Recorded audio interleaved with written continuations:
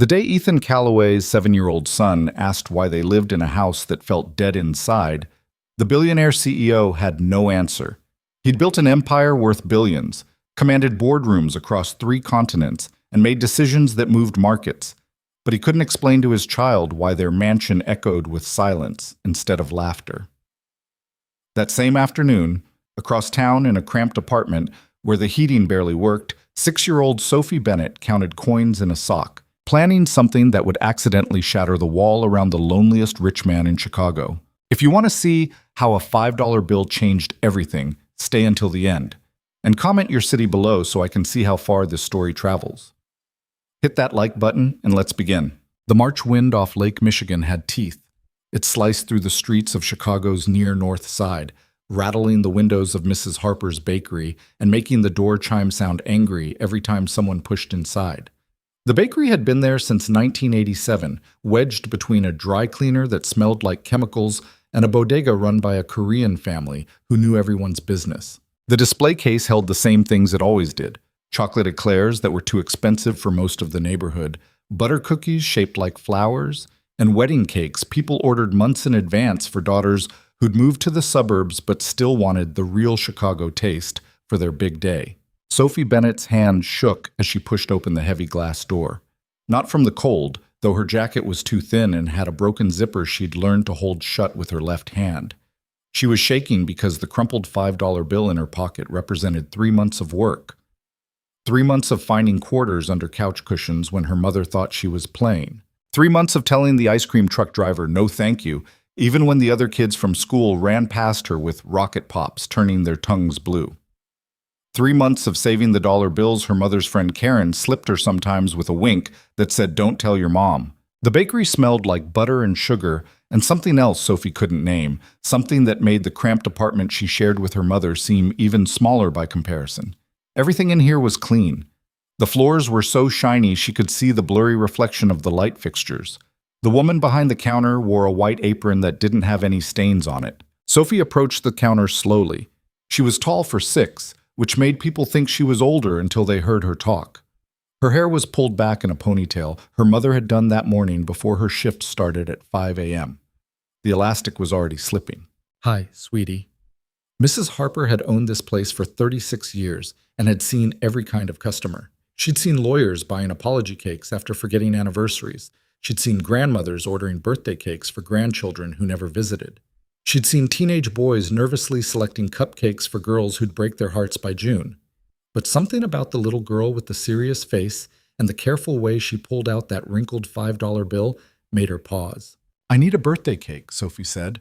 Her voice was quiet but clear. She'd practiced this in the mirror that morning. "It's for my mom. She's turning 30 tomorrow." Mrs. Harper smiled, but it was the kind of smile adults used when they were about to deliver bad news gently. "A birthday cake. That's very sweet of you, honey. Did your mom send you to order one?" "No." Sophie's hand tightened around the bill. "It's a surprise. She doesn't know." "I see." Mrs. Harper glanced at the $5, then at the display case where the smallest cake started at $42. "And did you want to look at some options?" Sophie had already looked. She'd pressed her face against the same glass 3 times in the past week, always when her mother was working and she was supposed to be at the neighbor's apartment doing homework. She'd memorized every cake in the case. The one she wanted was in the back corner, chocolate with dark frosting and small pink flowers made from something that looked too perfect to be real. It had a little plastic number 3 and 0 stuck in the top, which seemed like fate since her mother was turning exactly 30. "That one," Sophie pointed, "the chocolate one with the flowers." Mrs. Harper's smile got tighter. She'd been poor once, back when this bakery was just a dream, and she was working 2 jobs to save for the down payment. She remembered what it felt like to want something you couldn't afford, to believe that if you just tried hard enough, the math would somehow work in your favor. "Sweetheart, that cake is $65. Sophie's face didn't change. She'd expected something like this. Adults always talked about money and numbers that didn't make sense. $65 might as well have been $600. "I have $5, she said, "and I could come back with more. I'm a very good saver." "I'm sure you are." Mrs. Harper came around the counter and knelt down so she was eye level with Sophie. Up close, she could see the careful way the girl's jacket was held shut, The shoes that were probably hand-me-downs based on how the heels were worn down unevenly. But honey, that cake takes a lot of work to make. The ingredients alone cost more than $5. I can't. The door chime rang again, cutting her off. The sound was different this time, sharper, like the wind had pushed someone inside instead of letting them enter on their own terms. Ethan Calloway had been walking past the bakery with no intention of stopping. He'd been walking for 40 minutes, which his assistant would have been horrified to discover because his schedule didn't include walking as a line item. He was supposed to be in a car. He was supposed to be on his way to inspect the new office building his company had just purchased in the Loop. He was supposed to be returning calls from Tokyo, reviewing the merger documents his legal team had sent at 6 a.m., and approving the final designs for the product launch next quarter. Instead, he was walking through a neighborhood he hadn't visited in 15 years, looking at buildings that were exactly the same as they'd been when he was nobody, when he was just some kid from Pilsen with a laptop and an idea that everyone said would fail. The bakery had been instinct more than intention. He'd smelled the sugar and remembered something he couldn't quite name. Maybe it was the birthday cakes his mother used to buy from a place that looked exactly like this, back when his father was still alive and birthdays meant something other than another year of disappointment. Now he stood just inside the door, his $2,000 suit drawing a line between him and everything else in the room. He hadn't meant to listen to the conversation happening at the counter. He'd meant to grab a coffee. Did they even serve coffee? And leave.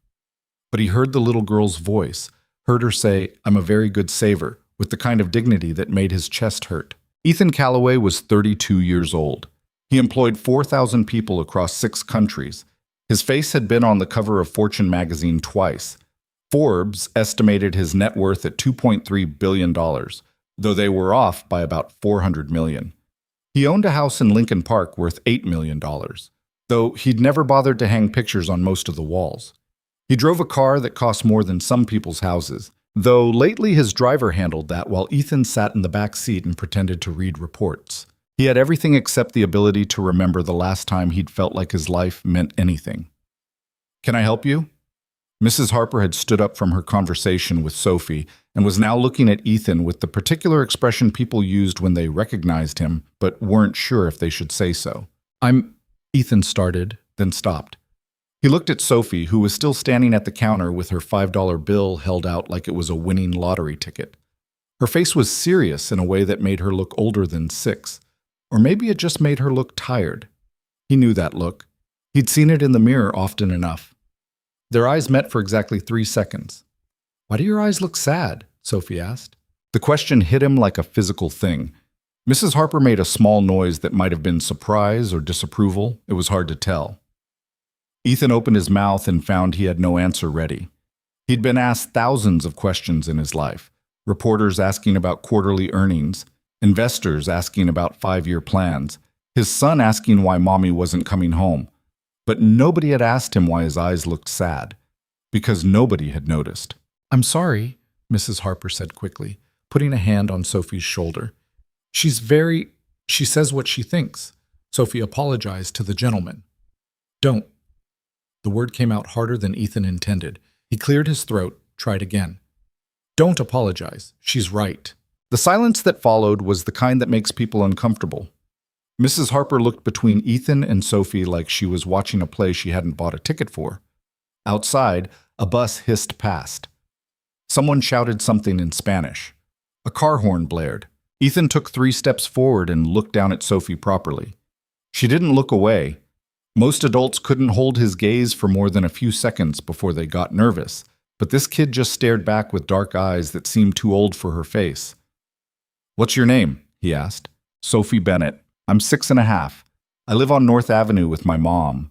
We don't have a dad because he left when I was a baby, but that's okay because my mom says we don't need people who don't want to be here." She said it all in one breath, like she was reciting facts for a school report. Ethan felt something crack open in his chest. "I'm Ethan." "I know who you are." Sophie tilted her head.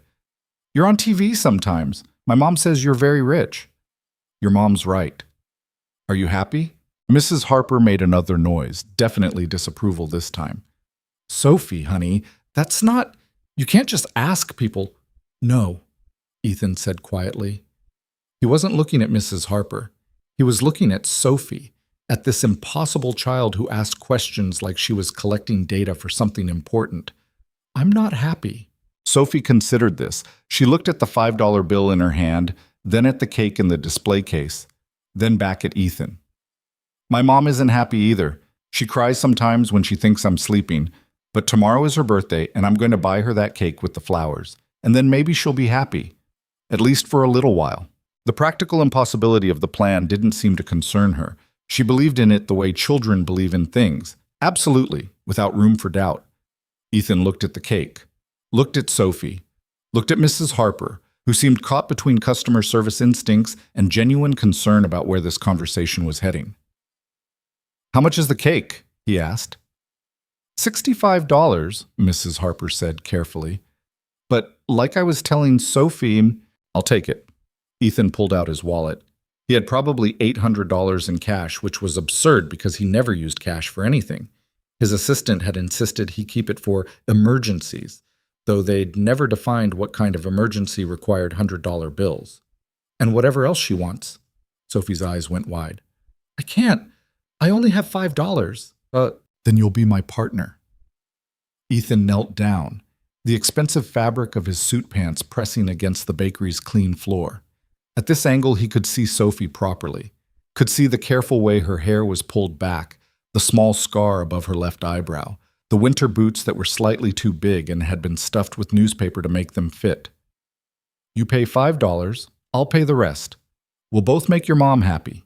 Deal?" Why would you do that? It was a fair question.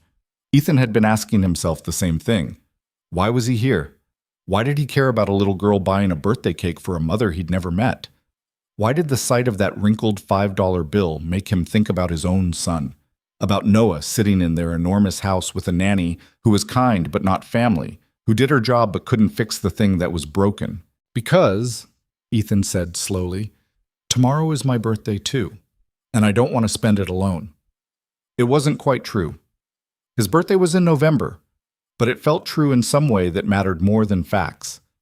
Sophie studied his face for a long moment.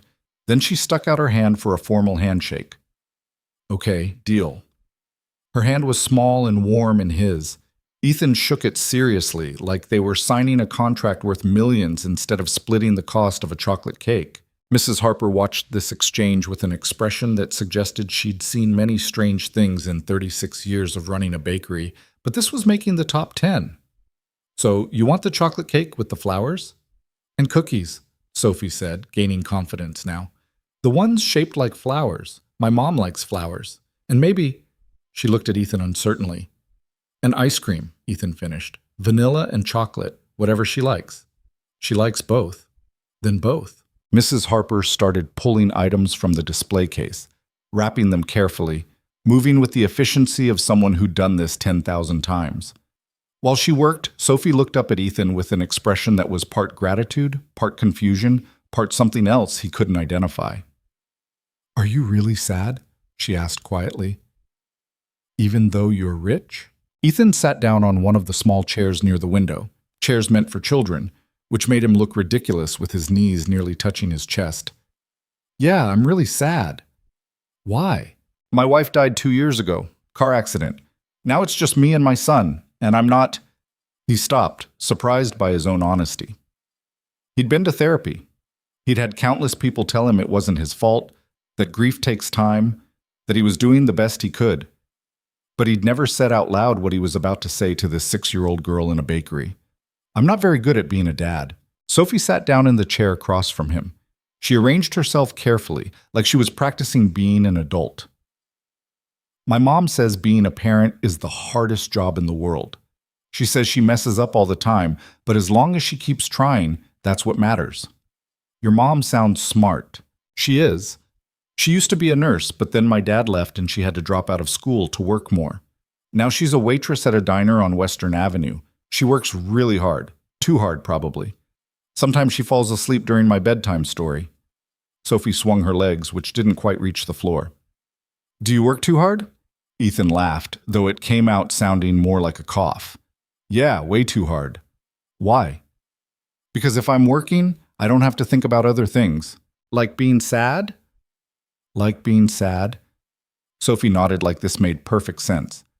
My mom does that too. She works extra shifts so she doesn't have to think about my dad leaving. I heard her tell her friend Karen that. They sat in silence while Mrs. Harper finished packaging everything.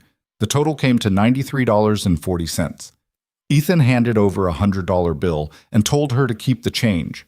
Sophie carefully placed her $5 on the counter like it was a sacred offering. What time is the party tomorrow? Ethan asked as Mrs. Harper loaded everything into bags. It's not really a party. It's just me and my mom. We're going to have dinner at home, spaghetti probably, because that's her favorite and it's cheap. And then I was going to surprise her with the cake.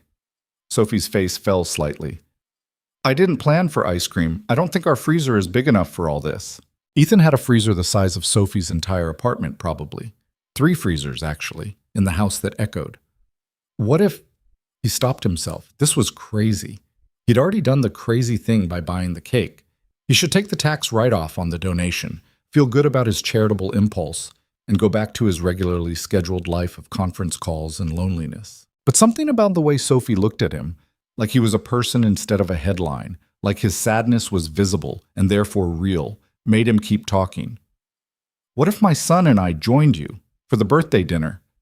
Mrs. Harper's hands froze in the middle of tying a ribbon around the cake box. Sophie's eyes went wide again. You want to come to our apartment? If that's okay, if your mom wouldn't mind. Even as he said it, Ethan knew how insane this sounded. He was a billionaire who employed security teams and had his calendar managed down to 15-minute intervals. He didn't show up at strangers' apartments for spaghetti dinners. But Sophie was already nodding, her whole face transforming with excitement. She won't mind. She's always saying we should make more friends. And your son, how old is he? 7. His name is Noah. Noah and I could be friends. Does he like games? We have Uno and this old Monopoly set from the thrift store that's missing some of the pieces, but we made new ones out of buttons. Ethan thought about Noah, who had every toy imaginable and played with none of them, who had a game room in their mansion with vintage arcade machines and a PlayStation and a basketball hoop and custom-built shelves full of board games still in their plastic wrap, who spent most of his time sitting quietly in his room, reading books that were too advanced for a 7-year-old, looking out the window at nothing. He likes games, Ethan said. He'd like Monopoly with button pieces. Sophie grabbed his hand without warning. Her fingers were sticky from something, maybe the chocolate she'd been eyeing earlier. This is going to be the best birthday ever. My mom is going to be so surprised. She thinks I forgot her birthday because I didn't say anything this morning, but I was just being sneaky. You're good at being sneaky. I practice a lot. Sophie was practically bouncing now. Oh, we live at 2847 North Avenue. Apartment 3B. Is 6 o'clock okay? That's when my mom gets home from her shift. Ethan pulled out his phone and typed the address. His assistant was going to have questions. His driver would definitely have questions. His security team would run a background check on the building and probably advise against the entire thing, but he typed it anyway. 6 o'clock works. Mrs. Harper finally found her voice. Mr. Calloway, are you sure about this? I mean... She lowered her voice, though Sophie could obviously still hear. You don't know these people. No, Ethan agreed. I don't. But he wanted to. For reasons he couldn't fully explain, he wanted to sit in an apartment that probably wasn't much bigger than his walk-in closet and eat spaghetti with a woman who fell asleep during bedtime stories because she worked too hard, and a little girl who saved coins in a sock and asked why people's eyes looked sad. He wanted to bring Noah somewhere that wasn't carefully curated for a billionaire's son. Somewhere real. I should go, Ethan said, standing up. His knees made a sound that reminded him he wasn't 22 anymore. I have meetings, but I'll see you tomorrow, Sophie. Tomorrow, Sophie confirmed. She was holding the bag with the cookies like it contained actual treasure. Thank you for being my birthday cake partner. Thank you for asking why my eyes look sad. He meant it. Nobody had asked him a real question in so long he'd forgotten what it felt like to answer honestly. Ethan left the bakery and stood on the sidewalk for a moment, feeling the March wind cut through his expensive suit. His driver was waiting 3 blocks away where he told him to park. His phone had accumulated 17 missed calls. The Tokyo deal needed his attention. The merger documents were still unread. None of it seemed to matter as much as it had an hour ago. He started walking, pulling out his phone to call Noah's nanny. Maria, it's Ethan. What's Noah doing right now? His piano lesson just finished. He's reading in his room. Maria had been with them for 18 months. She was competent and kind and everything a nanny should be. She was also clearly confused by the call because Ethan never called to ask what Noah was doing. He usually just checked the daily report she emailed each evening. Can you tell him I'll be home for dinner tonight and that we're doing something special tomorrow? Tell him. Ethan paused at the corner, waiting for the light to change. Tell him we're going to make a new friend. A new friend? Her name is Sophie. She's 6. She asks a lot of questions.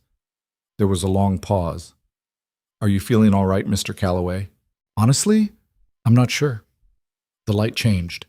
Ethan crossed the street, already thinking about how to explain this to Noah. How to prepare him for an apartment that would be nothing like their world. How to teach him, in one evening, that happiness didn't come from having everything. It came from sitting across from someone at a small kitchen table and being seen. His phone buzzed. Another meeting reminder. Another email marked urgent.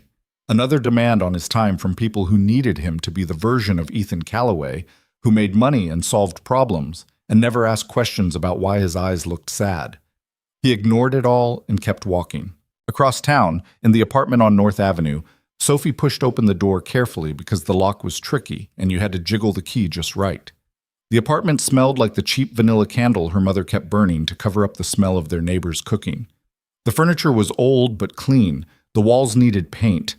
The radiator made noises like it was angry about having to produce heat. Sophie set the bag of cookies on the kitchen counter, the small counter that could barely fit 2 plates side by side, and looked around their tiny home. Tomorrow, a billionaire was going to walk through this door.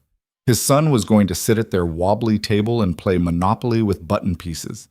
They were going to eat spaghetti from mismatched plates and sing happy birthday using forks as microphones because they didn't have candles. Her mother was going to think Sophie had lost her mind. Sophie couldn't wait. She pulled out the cookies and arranged them on their nicest plate, the one with only a small chip on the rim. Then she went to the closet and found the birthday decoration she'd made last week from construction paper and markers. She'd drawn flowers because her mother liked flowers, even though Sophie wasn't very good at drawing, and they looked more like circles with lines sticking out. The front door opened at 4:30, which meant her mother had gotten cut from her shift early. Emily Bennett walked in looking exactly how she always did after work. Exhausted, slightly damp from doing dishes, her hair falling out of its ponytail, her uniform smelling like coffee and bacon grease. Hey, baby. Emily dropped her purse on the floor and immediately went to hug Sophie, even though she always said she was gross after work and needed to shower first. How was your day? Did you finish your homework at Mrs. Rodriguez's? Yeah. Sophie hugged her back, breathing in the familiar smell of diner and cheap shampoo and something else that was just mom. How was work? Slow. They sent me home early, which means less money, but at least I get to see you. Emily pulled back and looked at the kitchen counter, noticing the cookies for the first time. Where did those come from? I bought them. For your birthday tomorrow. Sophie watched her mother's face carefully. Emily's expression did something complicated. She looked happy and sad and worried all at once. Sophie, honey, you didn't have to. How did you even... I've been saving, and I had a partner. His name is Ethan, and he's very rich but also very sad. And he's coming to dinner tomorrow with his son Noah, who is 7. Is that okay? Emily sat down heavily in one of their kitchen chairs. I'm sorry, what? So Sophie explained about the bakery and the $5 and the question about sad eyes. About Ethan Calloway. Yes, that Ethan Calloway, the one from TV, and how he'd bought the chocolate cake with the flowers and invited himself to their birthday dinner. Emily's face went through several more complicated expressions. Sophie, we can't... A billionaire isn't going to want to eat spaghetti in our apartment. You must have misunderstood. I didn't misunderstand. He wrote down our address. He's coming at 6 o'clock tomorrow. I need to think about this. Emily put her face in her hands. Baby, I know you were trying to do something nice, but we can't just invite strangers. He's not a stranger. He's my birthday cake partner. That's not... Emily stopped, took a breath, tried again. Even if he was serious, which I doubt, we can't have someone like that here. Look at this place. The ceiling has water stains. The carpet is older than you are. The furniture came from Goodwill. So? Sophie didn't understand why any of that mattered. He said he wanted to come. He said he didn't want to spend his birthday alone. His birthday is tomorrow too? Well, no, but he said it was. I think he was being metaphorical. I learned that word last week. It means saying something that isn't exactly true, but feels true in an important way. Emily looked at her daughter like she was seeing a stranger. Sometimes Sophie said things that made Emily forget she was only 6. Sometimes she seemed older, wiser, like she'd been born understanding things Emily was still trying to figure out. Even if he comes, Emily said slowly, what are we going to feed them? We can't afford spaghetti, your favorite. You said it yourself, it's cheap. Sophie. And I have the cake and the cookies and the ice cream. We'll have plenty of food. It'll be perfect. Sophie took her mother's hands. Please. He has a son who needs a friend, and you always say everyone needs friends. Emily was quiet for a long time. Outside, the radiator clanged. Someone in the apartment below was playing music too loud. A siren wailed past on North Avenue. Finally, Emily squeezed Sophie's hands and said, if he actually shows up, which I seriously doubt, we're going to be very polite and very normal, and we're not going to make a big deal about who he is, okay? Okay. And you're not allowed to ask people why their eyes look sad anymore. But his eyes were sad. I know, baby. But some people don't like being seen that clearly. Emily pulled Sophie into another hug. You're too smart for 6, you know that? You tell me all the time. That night, Emily cleaned the apartment even though it was already clean. She scrubbed the kitchen until her hands hurt. She organized the living room 3 different ways. She pulled out their nicest sheets and made sure there weren't any stains visible on the couch. At 10 p.m., she sat in the kitchen with a cup of tea she couldn't really afford and thought about calling her friend Karen to ask if she was crazy for preparing for a dinner party that would probably never happen. But she didn't call. Instead, she looked at the birthday decorations Sophie had made, at the cookies arranged on the chipped plate, at the small apartment that had never felt small until she imagined seeing it through a billionaire's eyes. And she let herself hope, just a little, that maybe Sophie was right about something.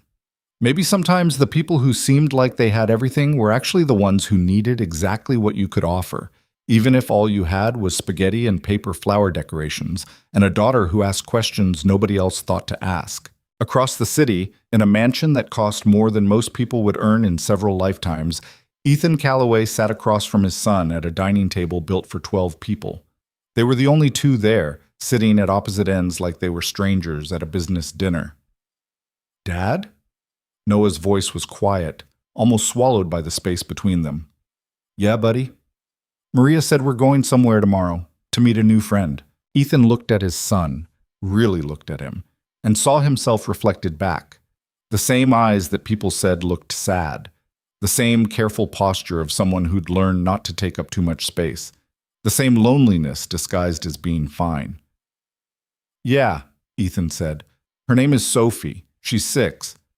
She asked me a question today that nobody's asked me in a very long time. What question? Why my eyes look sad. Noah thought about this. What did you tell her? The truth. Noah stood up from his chair and walked the length of the absurdly long table. When he reached Ethan, he climbed into his father's lap like he hadn't done in months, like he was small again instead of 7 and growing too fast. My eyes look sad too, Noah whispered.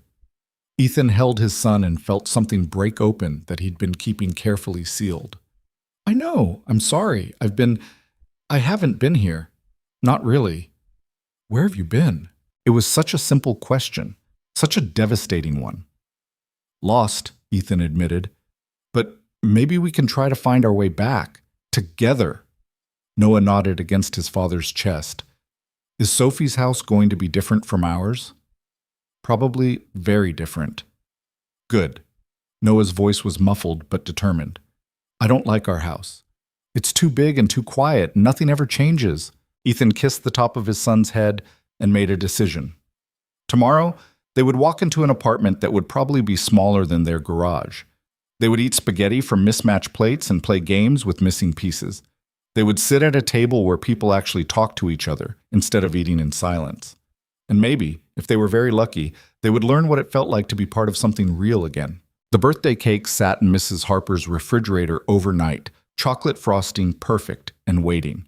The flowers on top looked almost real in the dim light. Somewhere in the city, Three people who didn't know each other yet were all hoping for the same thing without quite being able to name it. By 6 p.m. tomorrow, everything would change. But for now, they were still separate, still broken in their individual ways, still believing that loneliness was just something you lived with, like weather or taxes or the way buildings cast long shadows in the late afternoon light. For now, they were still waiting. Emily called in sick to work the next morning, which she never did. In 3 years at the diner, she'd shown up with the flu, with a sprained ankle, with a migraine so bad she'd thrown up twice in the bathroom between orders. But this morning she called Danny, her manager, and told him her voice was going and she couldn't make her shift. Danny didn't believe her. "Em, it's Friday. I need you for the lunch rush." "I know, I'm sorry. I'll make it up next week." "You never call in sick." "I know." There was a pause where Emily could hear the diner noise in the background. The clatter of plates, someone shouting an order, the perpetual hiss of the coffee machine that never quite worked right. "This about your birthday?" "Something like that." "Fine, but you're taking the double on Sunday." Emily hung up and looked at the apartment with fresh panic. In the daylight, everything looked worse. The water stain on the ceiling was more obvious. The carpet had a path worn into it from the door to the kitchen. The couch had a permanent indentation where she always sat because the springs were shot on that side. Sophie was still asleep, her small body curled around the stuffed rabbit she'd had since she was 2. The rabbit's ear was held on with safety pins and dental floss. Emily had promised to sew it properly for 6 months now. She made coffee, the cheap kind that tasted like burnt water, and sat at the kitchen table with her phone. It took her 15 minutes to work up the courage to Google Ethan Callaway. The results were immediate and overwhelming. Pictures of him in expensive suits at charity galas, articles about his company's latest acquisition, a Forbes profile with a photo where he looked stern and untouchable, nothing like the man Sophie had described. There was a Wikipedia page, a net worth estimate that made Emily's stomach hurt. Photos of his house, his mansion really, that looked like something from a magazine about places normal people would never go. And there, buried a few pages deep, were the older articles. The ones about his wife's death. Catherine Callaway, killed in a car accident on Lakeshore Drive. Drunk driver.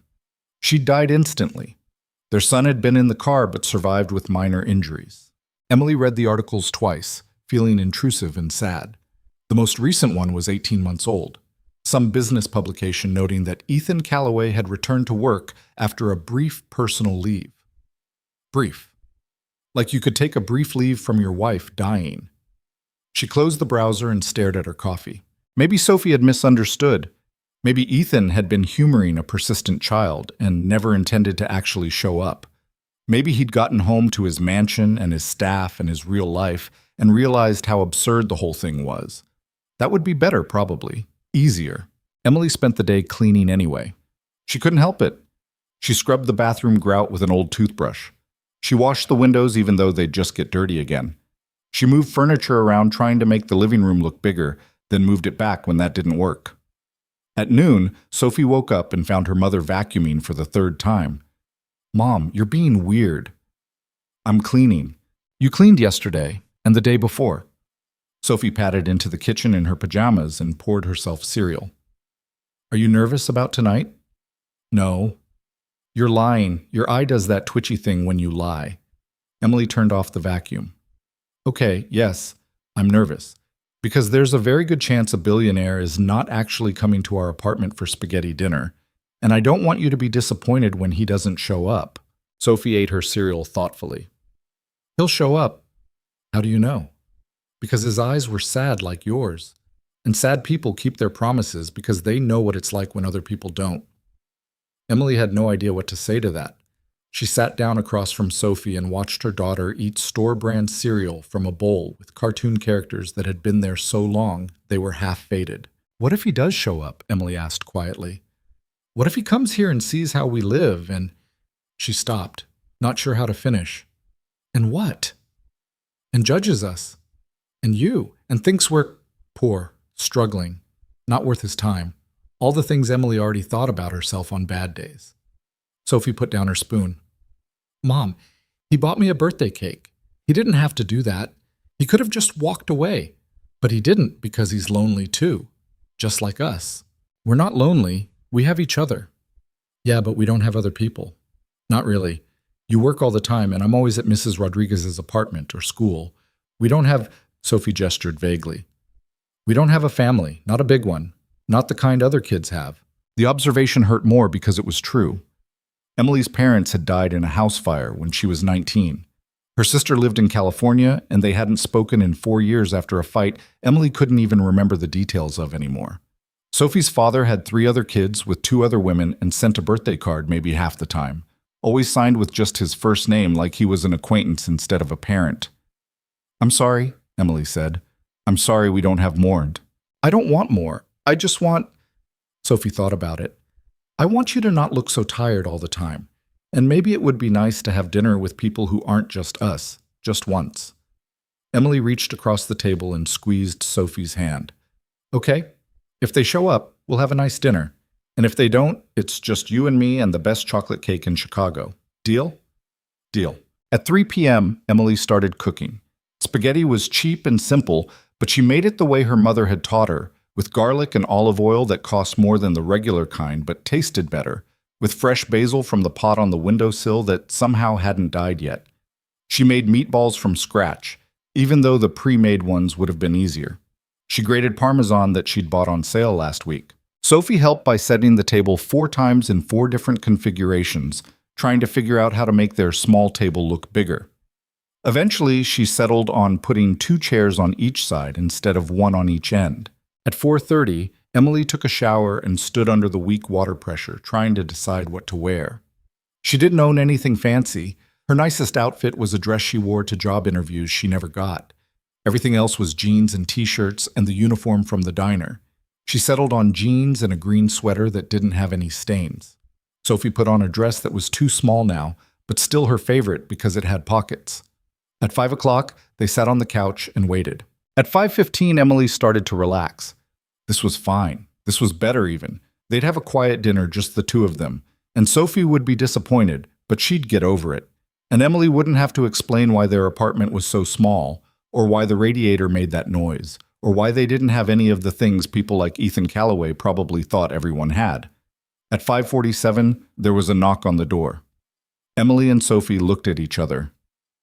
"I told you," Sophie whispered. Emily's hands were shaking as she walked to the door.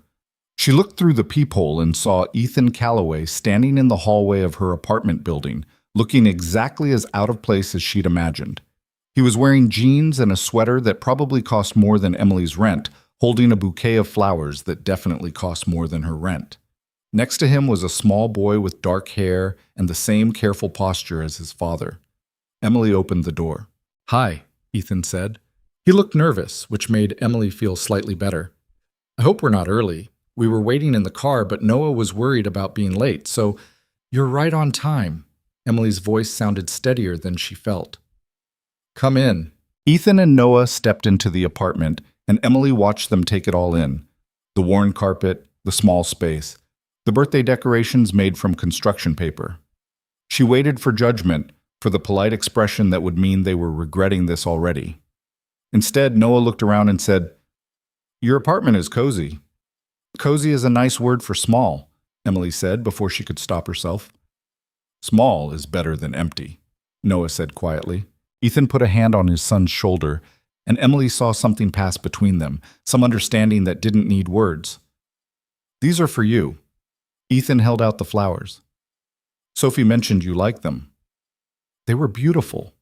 The kind of arrangement that came from an actual florist, not the grocery store.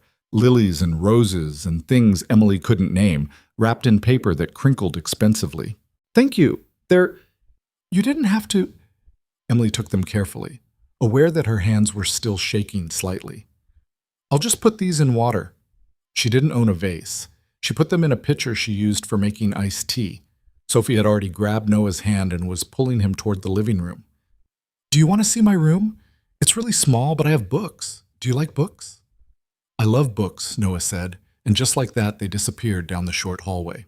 Emily and Ethan stood in the kitchen, suddenly alone. "I wasn't sure you'd actually come," Emily said. "I wasn't sure you'd actually want us to." Ethan looked around the kitchen, at the old stove, the chipped counters, the refrigerator covered in Sophie's drawings held up with magnets from pizza places. Your daughter is remarkable, by the way. She's something. Emily wiped her hands on her jeans even though they weren't dirty. I read about you online. I'm sorry about your wife. Ethan's expression closed slightly. Thank you. I just meant, I understand why your eyes look sad. Sophie has a way of seeing things that other people miss. It's kind of her superpower and also occasionally mortifying for me as a parent. That got a small smile. Noah's the opposite. He sees everything but keeps it all inside. I never know what he's thinking. That must be hard. Everything's hard. Ethan said it simply, like he was stating a fact. I have no idea what I'm doing most of the time. I can run a company worth billions, but I can't figure out how to talk to my 7-year-old son. Emily turned to check the pasta even though it wasn't ready yet. I work 50 hours a week and still can't afford to buy my daughter new shoes when she needs them. We're all just making it up as we go. At least you show up for her. I've been hiding in my office pretending work matters more than it does. You showed up here because your daughter asked me why my eyes looked sad and I didn't have a good lie ready. Ethan leaned against the counter. Can I help with anything?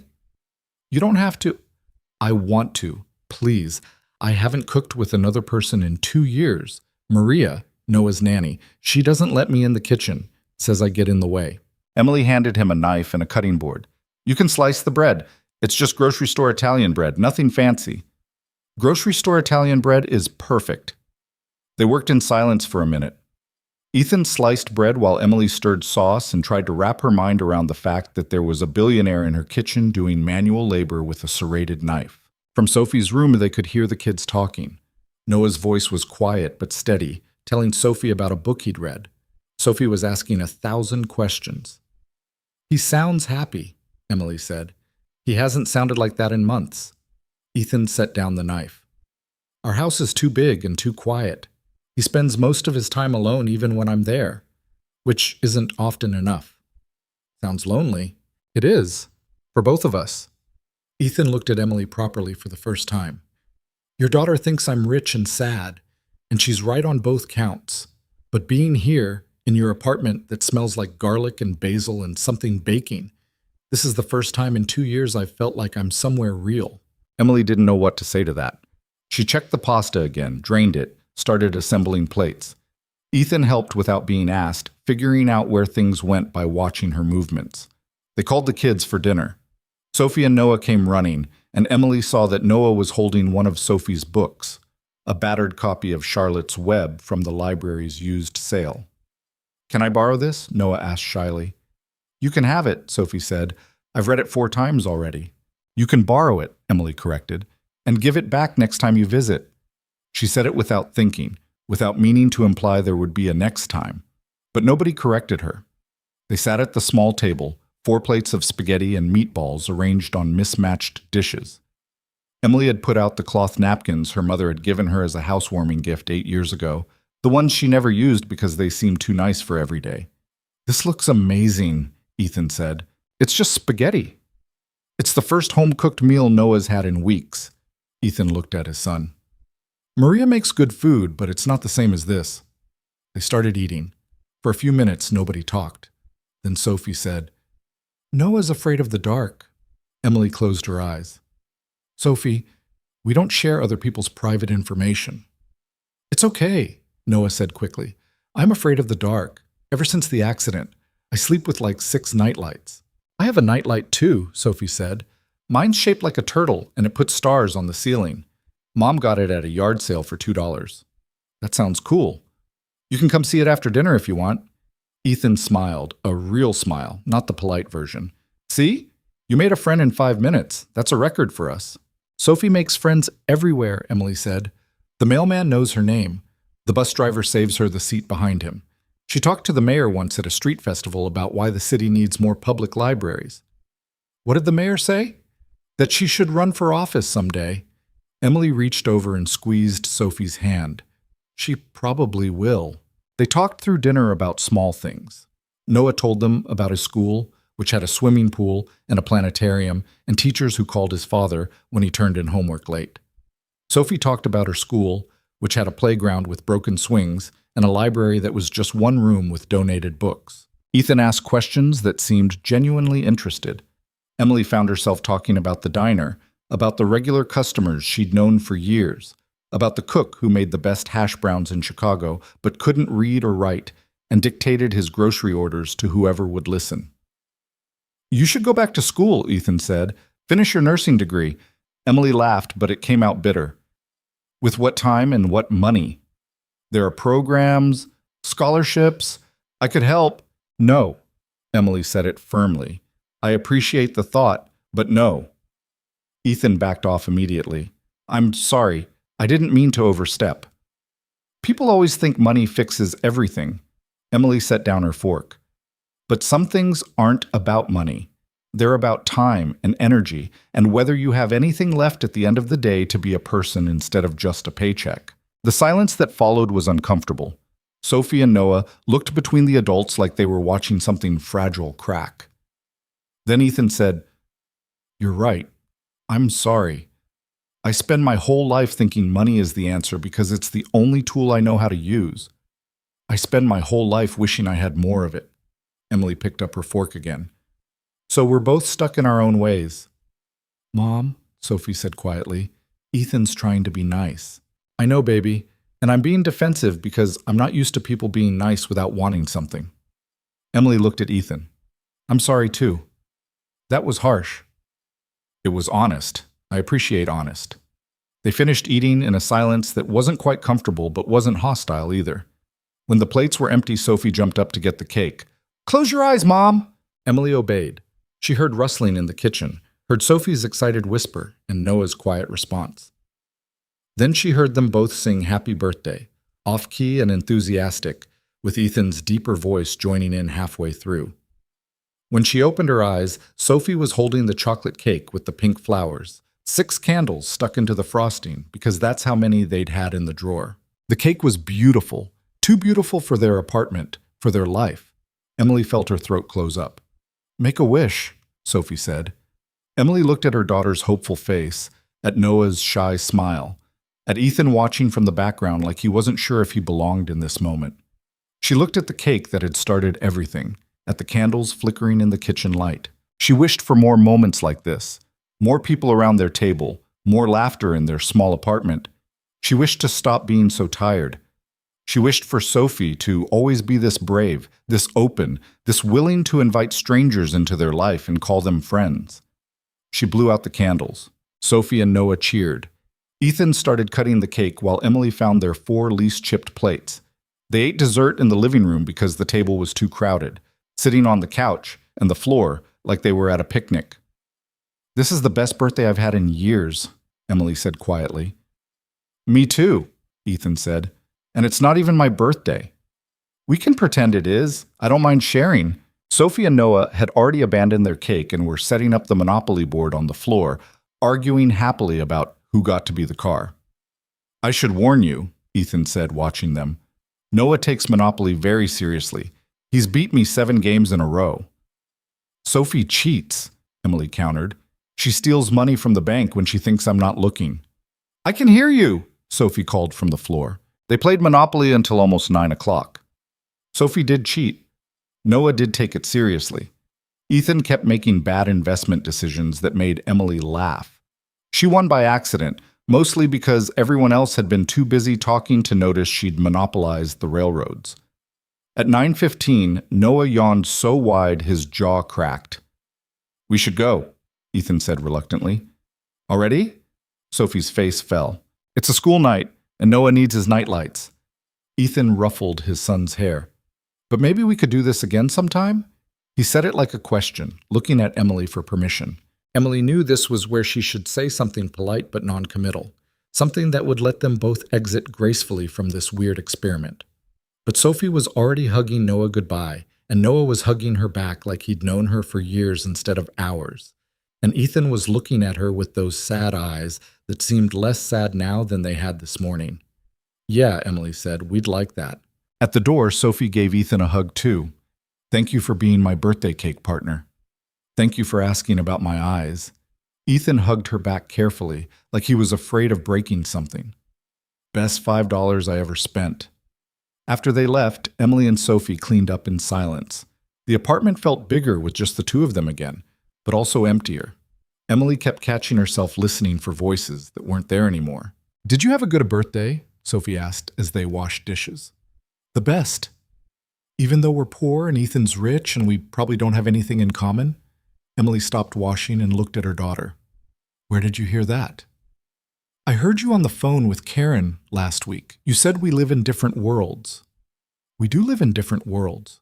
But we had dinner in the same world tonight, in our apartment, and it was nice." Sophie dried a plate carefully. "Maybe the worlds aren't as different as you think." Emily pulled Sophie into a hug, getting soap on her shirt and not caring. "When did you get so wise?" "I've always been wise. You just don't notice because you're busy being worried all the time." They finished the dishes. Emily tucked Sophie into bed, read her a chapter from a book about a girl who could talk to animals, kissed her forehead. "Mom?" Sophie said as Emily was turning out the light. "Yeah? Do you think they'll really come back?" Emily thought about Ethan's face when he'd said goodbye, about the way he'd looked around their small apartment like it was somewhere he wanted to stay. "I don't know, baby, but even if they don't, we had tonight, and that's worth something." Across the city, in the car heading back to Lincoln Park, Noah was asleep against the window. Ethan watched the streetlights slide past and thought about spaghetti and Monopoly and the way Emily's apartment had smelled like home. His phone buzzed. 17 emails. A text from his assistant about tomorrow's meetings. A reminder about the Tokyo call at 6 a.m. He ignored all of it. When they got home, Ethan carried Noah upstairs even though he was getting too big for it. He tucked him into bed surrounded by the 6 nightlights that turned the room into artificial day. "Dad?" Noah mumbled, half asleep. "Yeah? Can we go back?" "To Sophie's apartment?" "Yeah, I liked it there. It felt like..." Noah yawned. "It felt like when Mom was alive, before everything got quiet." Ethan's chest hurt. "We can go back. I promise." "Okay, good." Noah rolled over, already drifting off. "Sophie's nice, and Emily makes really good spaghetti." Ethan sat on the edge of Noah's bed for a long time after his son fell asleep, thinking about promises and small apartments, and the way Emily had looked when she'd blown out her candles, like she was wishing for something she didn't quite believe could happen. He wanted to make it happen anyway. His phone buzzed again. More emails, more demands, more people wanting pieces of him that he didn't have energy to give. But for the first time in 2 years, Ethan thought maybe he'd been giving pieces of himself to the wrong people. Maybe what he had left, the small broken parts, belonged somewhere else. In a kitchen that smelled like garlic, at a table with mismatched plates, with a woman who called him out when he tried to fix things with money, and a daughter who asked questions nobody else thought to ask. Maybe that's where the pieces fit. He stood up, turned on one more nightlight for Noah, even though 6 was probably enough, and went downstairs to the enormous empty house that suddenly felt like the loneliest place in the world. Tomorrow he had meetings, calls, decisions to make about mergers and acquisitions in markets and countries he'd never visited. He had a calendar controlled by other people and a life that looked successful from the outside. But tonight, for a few hours, he'd sat on a worn couch playing Monopoly with button pieces and felt more like himself than he had in years. That had to mean something. In her apartment, Emily lay in bed staring at the water stain on the ceiling and thinking about the same thing. About how sometimes the universe sent you exactly what you needed in the most unexpected package. How a $5 bill and a chocolate cake could open a door you didn't know was there. How sometimes the bravest thing you could do was let someone see how you really lived. Small apartment, chipped plates, dreams you'd given up on, and trust they wouldn't walk away. Ethan hadn't walked away. Neither had his sad-eyed son who was afraid of the dark and took Monopoly too seriously. Emily pulled the covers up and let herself imagine, just for a minute, what it would be like if they came back. If this became something more than one strange birthday dinner. If she let herself believe that maybe Sophie was right about different worlds not being so different after all. It was a dangerous thing to hope for. She hoped anyway. The next 3 weeks moved strangely, like time had split into 2 different speeds. For Emily, the days at the diner crawled past in an endless loop of coffee refills and fake smiles and feet that ached by hour 4 of every shift. But the weekends? The weekends flew by in a blur of noise and laughter, and the strange new reality of having people in her apartment who weren't supposed to fit there but somehow did. Ethan called on Tuesday. Emily almost didn't answer because the number came up as unknown, and she'd learned years ago that unknown numbers meant debt collectors or scammers, or Sophie's school calling to say she'd gotten in trouble for asking too many questions during quiet time. But she answered, and Ethan's voice came through sounding uncertain in a way that made him seem more human than the business article suggested was possible. I was wondering if Noah and I could come over this Saturday, if you're not working, if that's not weird. Emily had been standing in the kitchen folding laundry on the counter because their apartment didn't have space for a folding table. Sophie was at school. The radiator was making its angry noise. Outside, someone was shouting about parking spots. It's not weird, Emily said, even though it absolutely was weird. Even though she'd spent the past 4 days trying to convince herself that the birthday dinner had been a one-time thing, a strange moment that wouldn't repeat. What time? Whenever works for you, we're flexible. Emily almost laughed. She couldn't imagine what flexible meant when you had billions of dollars and people managing your schedule. 2 o'clock? Sophie gets back from her art class at 1:30. 2 is perfect. There was a pause where Emily could hear background noise, office sounds, someone calling Ethan's name. I should go, meeting in 5 minutes, but thank you for saying yes. Thank you for asking. After she hung up, Emily stood holding a pair of Sophie's jeans and tried to figure out what she'd just agreed to. This wasn't a special occasion anymore. This was just a Saturday, just hanging out. Like they were actually friends instead of two people from completely different worlds who'd accidentally collided in a bakery. She told Sophie that night over dinner, boxed mac and cheese, because Emily had worked a double and was too tired to cook anything real. Sophie's face lit up like someone had turned on a switch. Really? They're coming back? Really? Can we make cookies? Noah said he likes chocolate chip cookies, but Maria only makes the healthy kind with oatmeal and no sugar. We can make whatever kind you want. Sophie was already planning it out loud, talking about what games they could play and whether Noah would want to see her rock collection from the park. Emily let her talk and tried not to think about how quickly Sophie had attached herself to the idea of Noah and Ethan being permanent fixtures instead of temporary guests. Saturday came too fast and too slow at the same time. Emily worked the morning shift at the diner and came home to find Sophie had already cleaned her room and set out the ingredients for cookies in careful rows on the counter. You used the step stool without me here? Emily asked, seeing the flower on the top shelf was slightly moved. I was careful. I didn't fall even once. Sophie. Okay, I fell a little bit, but I caught myself on the counter. No blood. Emily checked her daughter over anyway, finding a small bruise on her elbow that Sophie insisted was from school, not from the step stool. They made cookies together, and Sophie talked nonstop about everything she wanted to show Noah, while Emily tried not to burn the first batch, because she was distracted thinking about Ethan sitting in her kitchen again. At exactly 2 o'clock, there was a knock. This time Emily was ready. Or she thought she was ready. But when she opened the door and saw Ethan standing there in jeans and a jacket that probably cost more than her car, her old car, the one that had died 2 years ago and she'd never replaced, she felt the same jolt of unreality she'd felt the first time. Noah pushed past his father immediately, already talking to Sophie about a book he'd brought to show her. The kids disappeared into Sophie's room before Emily could even say hello. Hi, Ethan said. Hi. Emily stepped back to let him in. You came. I said I would. I know, Emily closed the door. I wasn't sure if you'd change your mind, if you'd remember that you're a billionaire and I'm a waitress and this whole thing is kind of insane. Ethan set down a bag he'd been carrying. Emily could see wine bottles, expensive-looking cheese, a baguette that definitely didn't come from the grocery store. I think about that a lot, actually, about how insane this is. And then I remember how quiet my house is, and how Noah smiled more at your birthday dinner than he has in 6 months. And suddenly, it doesn't seem insane at all. Your house isn't quiet because it's big. It's quiet because you're lonely. I know. Ethan looked around the apartment like he was memorizing it. Your place isn't small because you don't have money. It's small because... He stopped. Actually, no, it's definitely small because of money, but it doesn't feel small. It feels full. Full of junk from Goodwill and appliances that barely work. Full of life. Ethan met her eyes. There's a difference. Emily didn't know what to say to that. She turned toward the kitchen where the cookies were cooling on a rack that was older than Sophie. I made cookies. The regular kind. with sugar and everything unhealthy.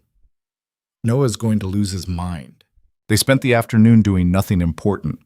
The kids played in Sophie's room with the door open, their voices a constant background noise of imagination and argument. Emily and Ethan sat in the living room drinking coffee that tasted terrible because Emily's coffee maker was from 2003 and barely functioned. "You don't have to drink that," Emily said, watching Ethan take another polite sip. "I know it's awful." "It's not that bad. You're a terrible liar. Your eye twitches when you lie." Ethan laughed. "Sophie said the same thing about you. We have that in common, apparently. Twitchy honesty." Emily set down her mug. "Can I ask you something?" "Anything." "Why are you really here? And don't say it's because Noah had fun or because your house is quiet. I need the real answer." Ethan was quiet for a long moment. From Sophie's room came the sound of laughter, then Noah's voice reading something out loud. "When Catherine died, people kept telling me I needed to move on, get back to work, focus on the company, provide stability for Noah. All these practical things that made sense on paper but felt impossible in real life. But you did them anyway." "I did them anyway, because that's what you do, right? You keep moving, you pretend you're fine until eventually you convince everyone, including yourself." Ethan looked at his coffee like it might have answers. "Except I never convinced myself. I just got better at pretending, better at filling my calendar so I didn't have time to think, better at telling Noah I was busy instead of admitting I didn't know how to be his father anymore." Emily wanted to reach out and touch his hand, but didn't. "And then Sophie asked about your eyes." "And then Sophie asked about your eyes," Ethan repeated, "and I realized I'd spent 2 years building this perfect wall around everything that hurt, and your 6-year-old daughter saw right through it in about 30 seconds. She's observant like that. It's a blessing and a curse. It's a gift." Ethan finally looked at her. "And so is this. You and Sophie in this apartment where the radiator makes that insane noise and the coffee tastes like burnt dirt. Sorry, but it really does. And nobody's pretending to be anything they're not. I'm here because for the first time since Catherine died, I feel like I can breathe." Emily's throat felt tight. "I don't know what to do with that information." "You don't have to do anything with it. I'm not asking for anything. I just wanted you to know why I keep showing up." Ethan smiled, but it was sad around the edges.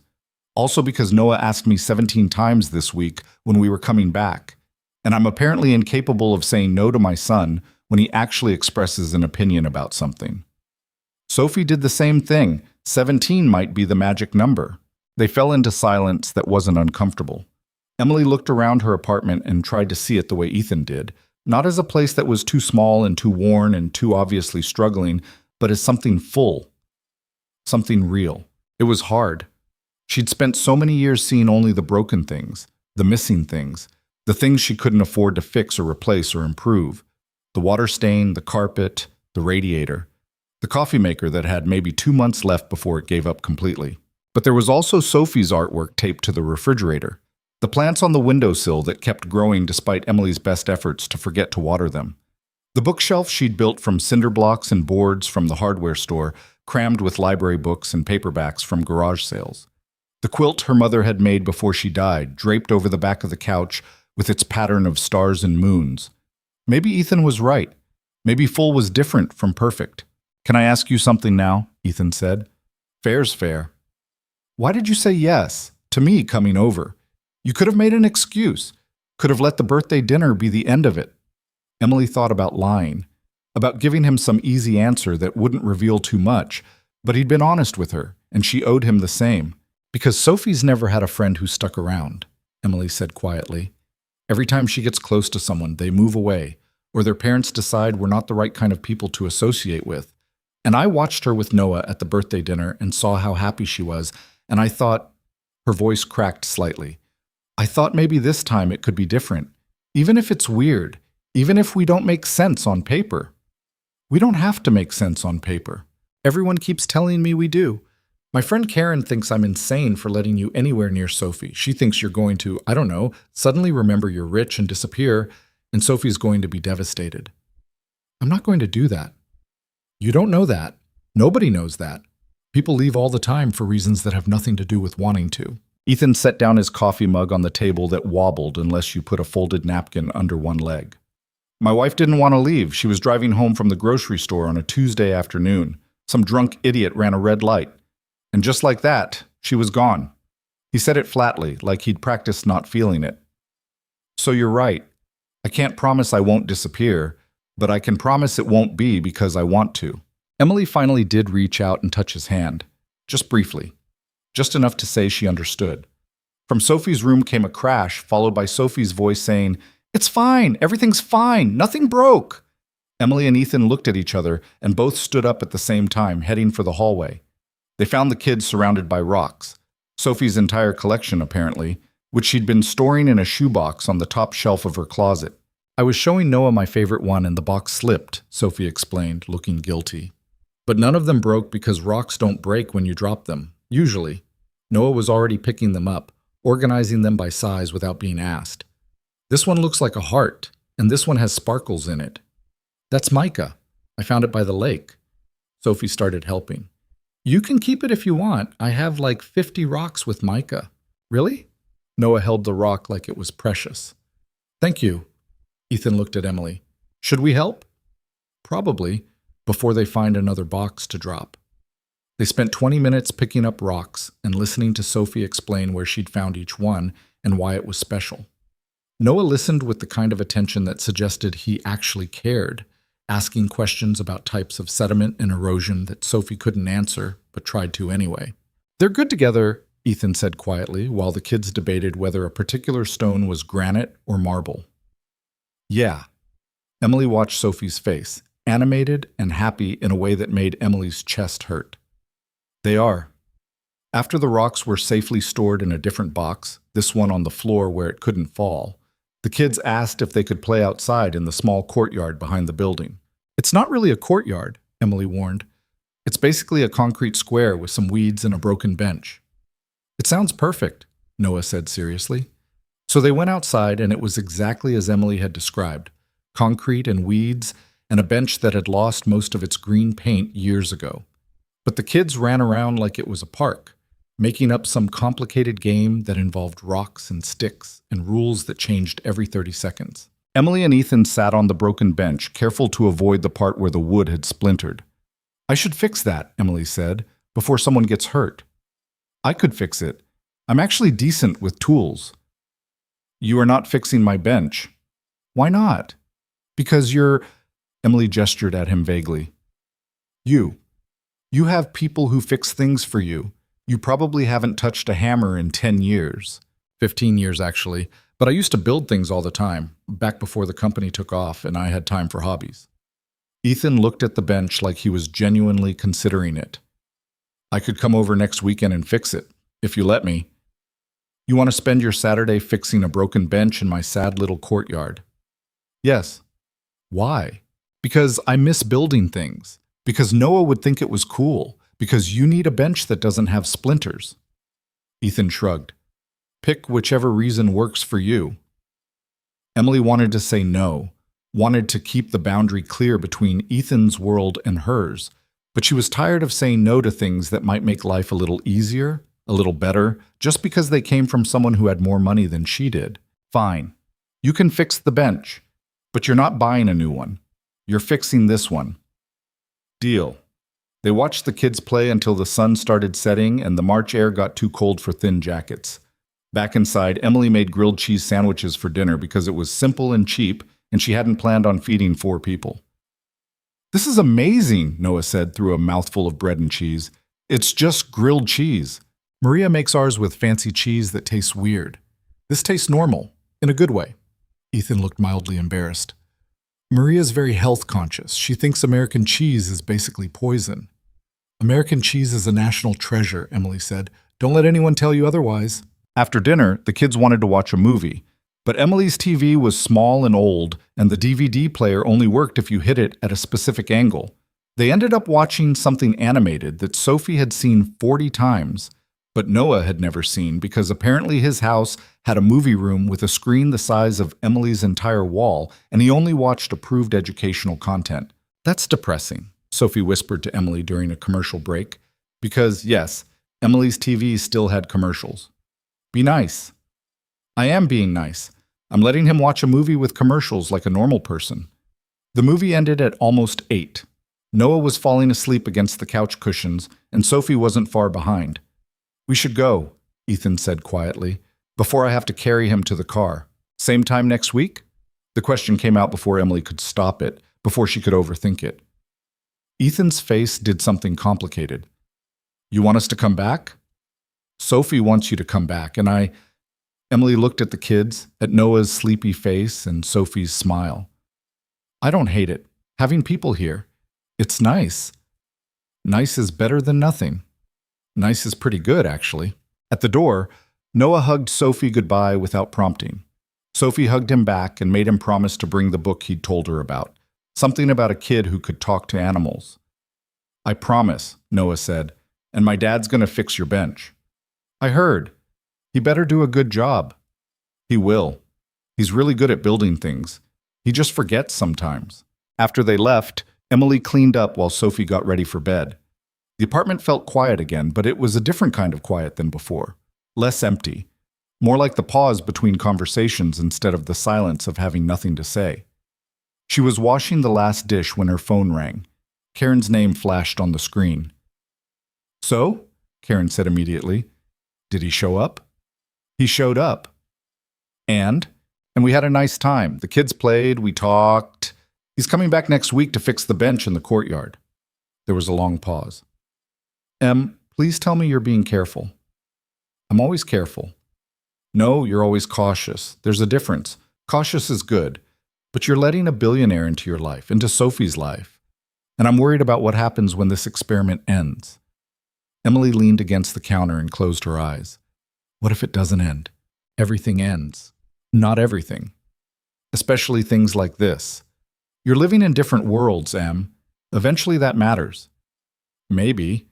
Emily opened her eyes and looked at the grilled cheese pan soaking in the sink, at the mismatched plates in the drying rack, at Sophie's artwork on the fridge. But for now, it's nice. And I'm going to let it be nice without waiting for it to fall apart. Karen sighed.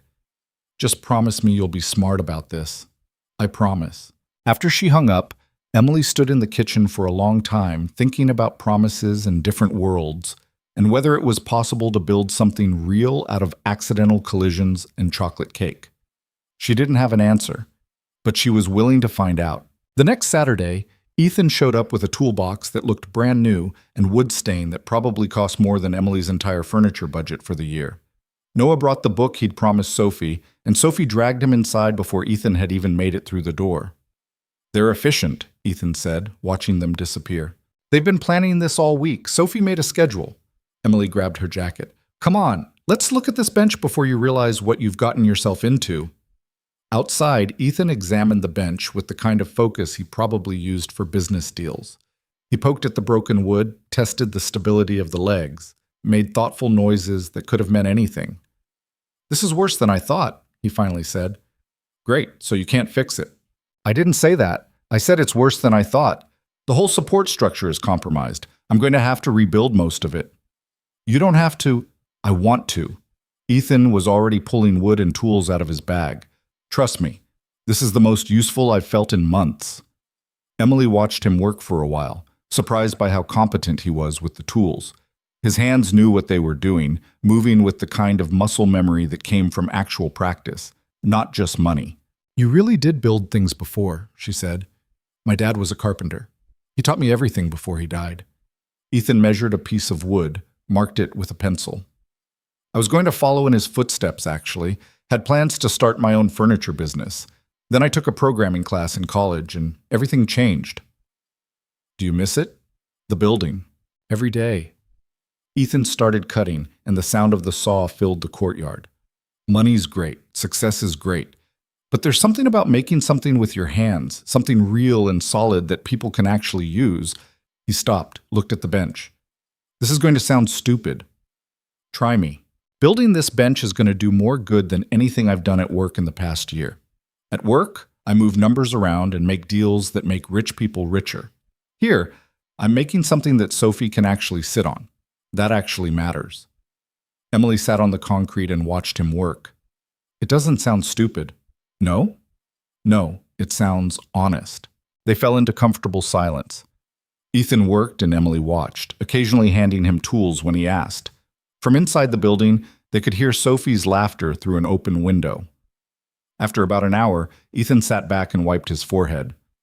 Okay, the hard part's done. Now I just need to stain it and let it dry.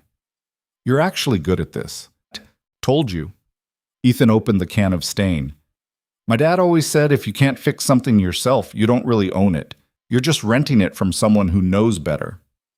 That's a good philosophy. It is. I forgot about it for about 15 years, but it's good. They stained the bench together, Emily following Ethan's instructions about grain direction and even coding. Her hands got messy. His did too. Felt normal in a way that nothing else about their situation felt normal. Can I ask you something personal? Ethan said after a while. Depends on what it is. Sophie's father. You don't have to talk about it if you don't want to, but Sophie mentioned he left when she was a baby, and He paused. I'm trying to understand. Emily kept staining, focusing on the wood instead of Ethan's face. Not much to understand. We were young. I got pregnant. He said he wanted to be a father, but when it came down to it, he didn't, so he left. Does he see her at all? Birthday cards sometimes. Christmas if we're lucky. He has other kids now, 3 of them. Seems like he figured out how to be a father eventually, just not for Sophie. It's fine. Emily finished her section and moved to the next. We're fine, we don't need him. You shouldn't have to be fine with it. What's the alternative? Be angry forever? Spend my life wondering what we did wrong? Emily finally looked at Ethan. Sophie deserves better than having a mother who's bitter all the time. So I'm not bitter, we're just us, and that's enough. Ethan nodded slowly. For what it's worth, he's an idiot. Anyone who walks away from Sophie is an idiot. Agreed. They finished the bench as the afternoon light turned golden. It looked good. Better than good, actually. It looked like something people would actually want to sit on instead of something they avoided for fear of splinters. You should go into furniture making, Emily said. Forget the tech company. Just build benches full time. Don't tempt me. Ethan started cleaning up the tools. Though my board of directors might have questions. Let them ask. Tell them you found your calling in courtyard furniture repair. Inside, they found the kids had built a fort out of couch cushions and blankets and were reading inside it with a flashlight. The apartment looked like a tornado had hit it, but Sophie and Noah were completely content in their blanket cave. Can Noah stay for dinner? Sophie asked from inside the fort. Emily looked at Ethan. We're having chicken nuggets and frozen vegetables. Nothing fancy. Chicken nuggets sound great, Noah said quickly. We never have chicken nuggets. Maria thinks they're nutritionally bankrupt, Ethan explained. Maria sounds like she needs to relax, Emily said. But don't tell her I said that. They had chicken nuggets and frozen peas that Emily tried to make more interesting by adding butter and garlic. Noah ate like he'd never had processed food before, which he probably hadn't. Sophie was thrilled to have someone who appreciated frozen nuggets as much as she did. After dinner, Ethan helped clean up while the kids went back to their fort. He washed dishes while Emily dried, moving around the small kitchen like they'd been doing this for years instead of weeks. Thank you, Emily said quietly, for the bench, for today, she gestured vaguely. All of this. You don't have to thank me. I know, but I want to. Emily set down the dish towel.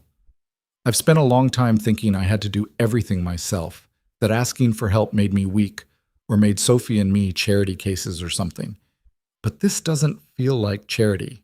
That's because it's not charity. It's... Ethan paused, like he was trying to find the right word. It's friendship, I think. If that's okay. Friendship with a billionaire, that's a new one for me. Friendship with someone who calls me out when I'm being ridiculous. That's a new one for me too. Emily smiled. Then I guess we're even. When Ethan and Noah left that night, Sophie asked the question Emily had been dreading. Are they going to keep coming back? Emily brushed Sophie's hair, working through the tangles gently. I think so. If you want them to. I do. Noah's my best friend now. You've known him for 3 weeks. So? You can be best friends with someone in 3 weeks. It's about quality, not quantity. Sophie turned around to look at Emily seriously. Do you like Ethan? Of course I like him. He's nice. No, I mean, do you like him? Like romantic like? Emily's hand froze mid-brush. Where did you learn about romantic like? School. Emma Johnson says her sister has a boyfriend and they're romantic like with each other, which means they hold hands and stuff. I don't like Ethan. We're friends, that's all. Sophie looked skeptical. You smile different when he's here. I smile the same way I always smile. No, you smile like you're actually happy, instead of just pretending to be happy for me. Emily pulled Sophie into a hug so she wouldn't have to look at her daughter's too observant face. When did you get so smart? I've always been smart. You just keep forgetting.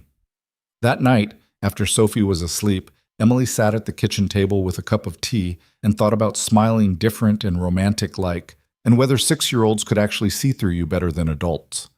Her phone buzzed. A text from Ethan. Noah wants to know if Sophie would like to go to the zoo next Saturday, if you're both free, if that's not weird. Emily stared at the message for a long time. The zoo. Like a family outing, like something normal people did together. She typed back, that sounds nice, then deleted it and tried again. Sophie would love that. Then deleted that too and finally settled on, yes, what time? The response came immediately, 10? I'll pick you both up. See you then.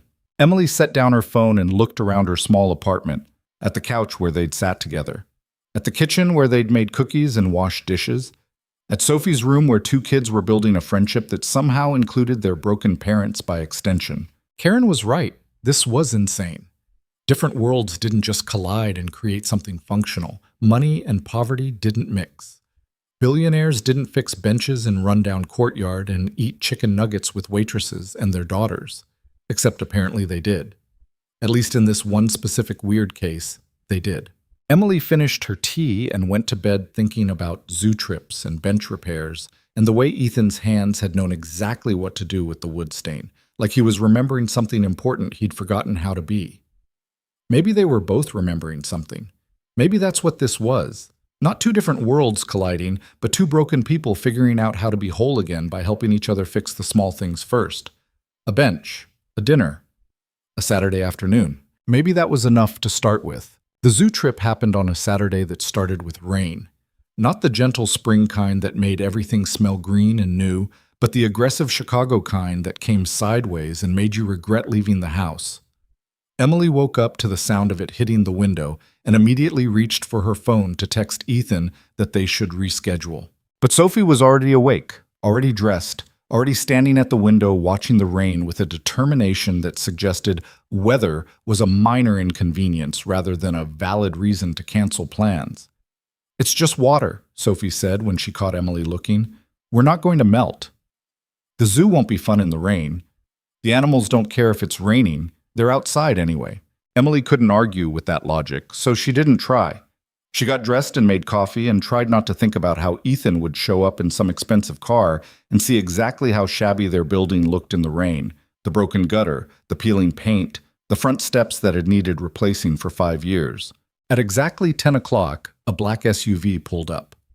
Not a limousine, which Emily had half expected, but something that looked almost normal if you ignored the fact that it was definitely new and definitely cost more than Emily had earned in the past 2 years combined.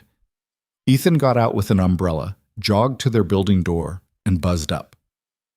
Ready? He asked when Emily opened the apartment door.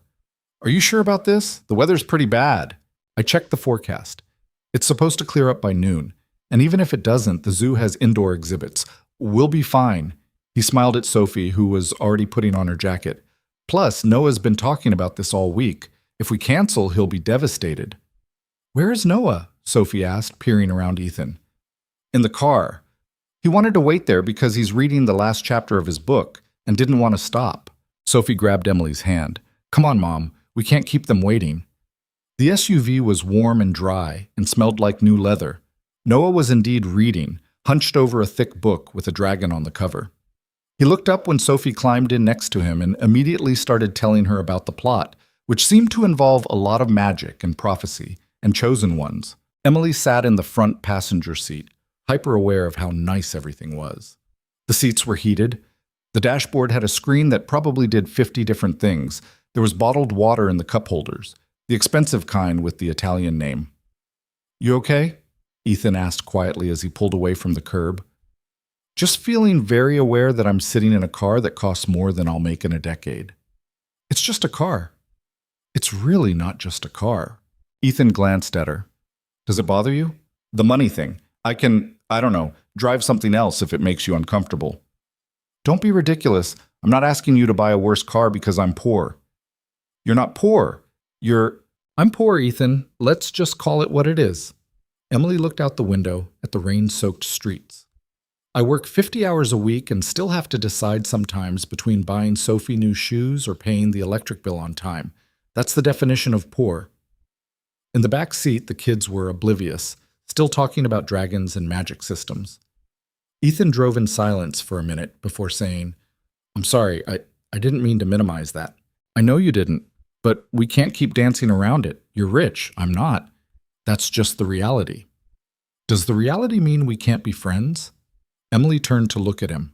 He was watching the road, his hands steady on the wheel, his face serious in a way that made him look younger somehow. "I don't know. I've never tried to be friends with someone who could buy my entire building without thinking about it. I've never tried to be friends with someone who tells me when I'm being an idiot. I haven't called you an idiot. Not yet, but I appreciate that the option's on the table." That got a small smile from Emily. She settled back in the heated seat and tried to relax. This was fine. They were just going to the zoo, just two parents taking their kids to look at animals. It didn't matter that one of them had a security detail somewhere in the background. Emily had noticed the second car following them 3 blocks back, and the other one had exactly $47 in her checking account. The rain started to let up as they pulled into the zoo parking lot. By the time they got to the entrance, it had turned into a light mist that made everything look soft and gray. Ethan bought tickets without asking if Emily wanted to split the cost, which was good because she absolutely could not afford zoo tickets and had been planning to quietly mention that she'd packed sandwiches so at least lunch would be covered. The zoo was nearly empty because of the weather. They had whole exhibits to themselves, just the 4 of them, and the animals and the sound of water dripping from trees. Noah and Sophie ran ahead to the penguin house, their voices echoing in the enclosed space. Emily and Ethan followed more slowly, keeping them in sight, but giving them space to be kids without parents hovering. "Thank you for this," Emily said. "Sophie's been to the zoo maybe twice in her life, school field trips. I can't usually afford the admission." "You don't have to thank me every time I pay for something." "Yes, I do, because I can't pay you back." Ethan stopped walking.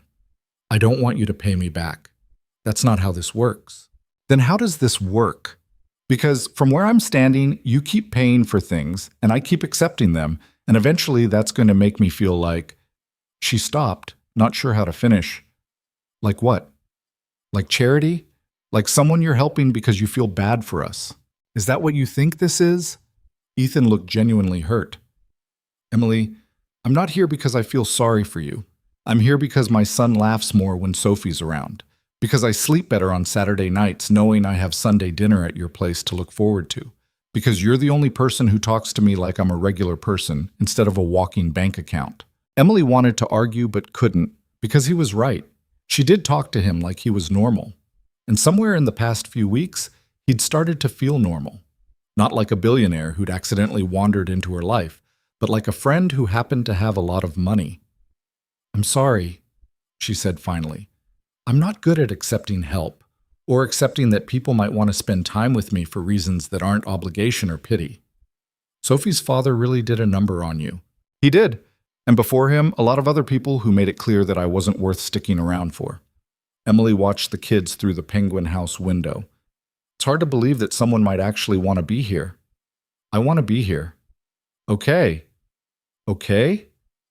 "Okay, I believe you. I'll try to stop thanking you for every little thing and just—" Emily gestured vaguely. "Just accept that this is what we're doing now, whatever this is." "Friendship," Ethan said firmly. "That's what this is. 2 people who like each other spending time together, with their kids who also like each other. It doesn't have to be more complicated than that." But it was more complicated. Emily felt it every time Ethan smiled at her, every time he showed up at her apartment with wine that cost more than her weekly grocery budget and pretended the cheap pasta she served was the best meal he'd had all week. Every time Noah looked at her with the same kind of longing Sophie got when she talked about not having a dad. This was complicated because feelings were complicated, because you couldn't spend every weekend with someone and not start to care about them. Because Ethan had stopped being the billionaire from TV and started being Ethan, who fixed benches and made terrible jokes, and looked at Emily like she was someone worth looking at. They caught up with the kids at the lion exhibit. The lions were asleep, which disappointed Sophie but fascinated Noah, who launched into an explanation about how lions slept 20 hours a day in the wild. "How do you know that?" Sophie asked. "I read it in a book." "You read too much." "You don't read enough." "I read plenty. I just don't remember boring facts about sleeping." They bickered happily while Emily and Ethan stood behind them, close enough that their arms occasionally brushed. Emily was aware of every accidental touch, every moment when Ethan leaned in to point something out, and she could smell whatever expensive soap he used. This was dangerous. This feeling. This wanting. They had lunch at the zoo cafe, where everything cost 3 times what it should and tasted half as good. Ethan bought sandwiches and fries and drinks without blinking. Sophie and Noah pooled their fries in the middle of the table and ate them while debating which animal they'd want to be if they had to choose. "Penguin," Sophie said firmly. "They get to swim and slide on ice, and they dress fancy all the time." "Owl," Noah countered. "They can fly, and they're nocturnal, so they get to stay up late and nobody yells at them." "Does Maria yell at you for staying up late?" Emily asked. "Not yell. But she does this disappointed face that's worse than yelling." "I know that face," Sophie said. Mom does it too." "I do not do a disappointed face." "You definitely do," Ethan said. "I've seen it. Usually, right before you tell me I'm being ridiculous about something." "That's because you are usually being ridiculous about something." Sophie and Noah giggled, and Emily realized they looked like a family, like 2 parents and 2 kids having a normal Saturday at the zoo, like something Emily had stopped letting herself imagine years ago. After lunch, they went to the reptile house. It was warm and humid and smelled like dirt and something vaguely swampy. Noah loved it. Sophie was less enthusiastic but pretended to be interested because Noah was explaining the difference between pythons and boa constrictors. Emily and Ethan ended up standing in front of a glass enclosure containing a very large, very still snake. "That thing could eat a person," Emily said. "Probably not a full-grown person." "That's not as reassuring as you think it is." Ethan laughed. "You're afraid of snakes." "I'm afraid of anything that can unhinge its jaw and swallow things whole." "Fair point." They moved to the next exhibit, some kind of lizard that was supposedly endangered. The information plaque said it was rare and important and losing habitat to development. Emily read the whole thing and felt sad about lizards, which was a weird thing to feel sad about when she had plenty of real problems. "You okay?" Ethan asked quietly. "Just thinking about how everything's struggling, even the lizards." "That's pretty dark for a zoo trip." "I'm a waitress who can barely afford rent. Dark is kind of my baseline." Emily looked at him. "Don't you ever feel like everything's falling apart? Like no matter how hard you work, it's never quite enough?" "Every day," Ethan said. "But I'm a billionaire, so people think I'm not allowed to feel that way." "Are you? Allowed?" "I don't know. Probably not. My problems are different from yours, but they're still problems." Before Emily could respond, Sophie ran up looking slightly green. "The snake section is gross. Can we go see the monkeys now?" They spent the rest of the afternoon working their way through exhibits. The monkeys were active and entertaining. The elephants were massive and surprisingly graceful. The giraffes were Noah's favorite because they looked, in his words, like they were designed by someone who didn't know when to stop. By 4 o'clock, everyone was tired and damp and ready to go home. The rain had started again, heavier now. They ran to the SUV and climbed in laughing, Sophie and Noah arguing about whether getting rained on counted as swimming with your clothes on. Ethan drove them back through traffic that was getting worse as evening approached. Emily watched the city go by and felt the day settling into her bones. The good, tired feeling of having actually done something instead of just surviving another week. When they pulled up to Emily's building, the rain was coming down hard enough that the windshield wipers could barely keep up. "You should come up," Emily said without planning to. "Wait out the worst of it." "You sure?" "Yeah, I'll make coffee. The terrible kind you pretend to like." Inside the apartment, Emily toweled off Sophie's hair while Noah and Ethan stood dripping by the door, looking uncertain about whether to take off their shoes. "Shoes off," Emily said, "and hang your jackets on the hooks. I'll get towels." She found the least threadbare towels in the bathroom closet and handed them over. Then she made coffee, the terrible kind, as promised, and found cookies left over from last weekend. The kids changed into dry clothes and immediately built another blanket fort. Emily and Ethan sat at the kitchen table with their coffee, listening to the rain and the sound of Sophie and Noah's voices from the fort. "Today was good," Ethan said. "It was. We should do it again sometime. Maybe the aquarium next time." "Ethan." Emily wrapped her hands around her mug. "Can I ask you something?" "Always." "What are we doing?" "Really? Because this feels like—" She stopped, trying to find the right words. "This feels like more than just friendship. Or maybe I'm reading too much into it. Maybe you're just nice and I'm not used to people being nice." Ethan was quiet for a long time, long enough that Emily started to regret asking. Then he said, "I don't know what we're doing. I just know that I look forward to Saturdays more than any other day of the week. That I think about you and Sophie during the week when I'm stuck in meetings that don't matter. That Noah's happier now than he's been since his mother died." "That's not an answer." "I know." Ethan looked at her. "The truth is, I'm terrified of screwing this up, whatever this is. Because if I push for more and it ruins what we have, Noah loses Sophie, and I lose you, and I can't—" His voice cracked slightly. "I can't lose anyone else." Emily reached across the table and took his hand. "I'm scared too. I'm scared that I'm letting myself feel things I shouldn't feel. That I'm letting Sophie get attached to someone who might leave.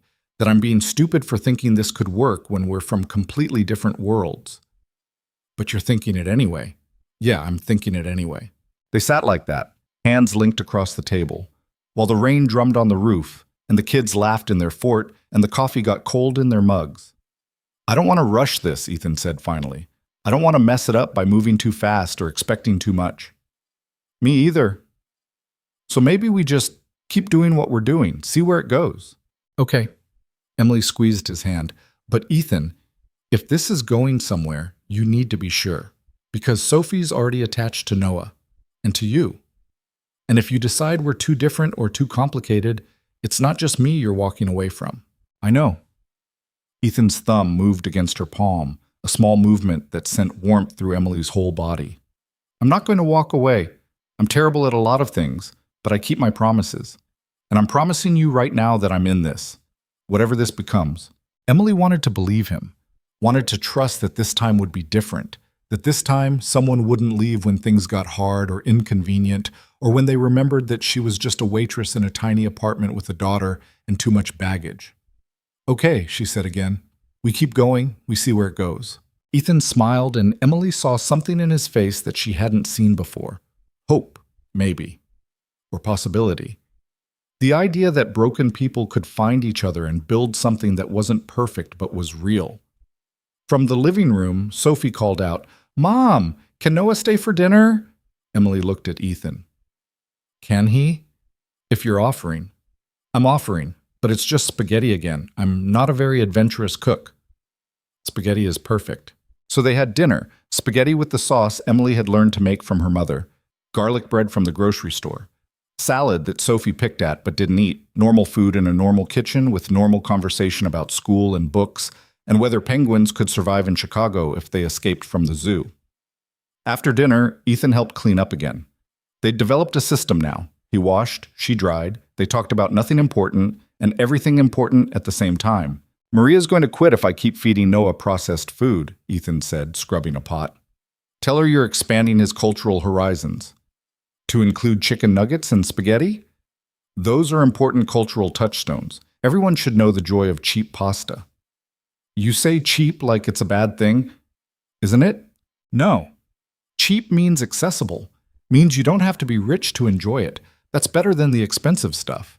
Ethan handed her the pot. "I had a $100 steak last week at a business dinner. Couldn't tell you what it tasted like. But your spaghetti? I'll remember that." Emily felt her face get warm. "You're just saying that." "I'm not. I'm really not." They finished the dishes in comfortable silence. When everything was clean and put away, Ethan's phone buzzed. He looked at it and frowned. "I have to take this. Work thing. 2 minutes." He stepped into the hallway, and Emily could hear his voice change, became sharper, more authoritative. The billionaire CEO, instead of the guy who washed her dishes. She'd heard him take work calls before, but usually he ignored them when he was at her place. The fact that he was taking this one meant it was important.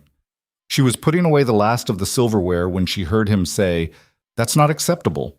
Tell them if they can't meet the deadline, we'll find someone who can." The voice was cold, professional. Nothing like the warm tone he used with Noah or the gentle way he talked to Sophie. It reminded Emily that this was who Ethan was in his real life, someone who fired people and made decisions that affected thousands of jobs and thought in terms of millions of dollars. He came back looking tired. "Sorry, crisis at the Tokyo office. Is everything okay?" "It will be. Just some vendor being difficult." He rubbed his face. "I should go. It's getting late and I have calls starting at 6 tomorrow morning." "On a Sunday? Time zones don't care about weekends." They collected Noah from the fort where he and Sophie had fallen asleep reading. Noah woke up confused and slightly cranky. Sophie woke up long enough to hug him goodbye and then immediately went back to sleep on the couch. At the door, Ethan paused. "Thank you for today, and for dinner, and for—" He gestured at the apartment. "All of this." "You're welcome." They stood there awkwardly, close enough to touch, but not touching. Both aware that something had shifted between them, but neither sure what to do about it. Then Ethan leaned in and kissed her cheek. Just a brief press of his lips against her skin, there and gone before Emily could fully process it. "See you next weekend?" he said quietly. Emily's cheek was still warm where he'd kissed it. "Next weekend." After they left, she stood in the doorway for a long minute, hand pressed to her cheek like she could hold the feeling there. Then she went inside and locked the door and carried Sophie to bed, and tried not to think about how dangerous this was getting. Because it wasn't just friendship anymore.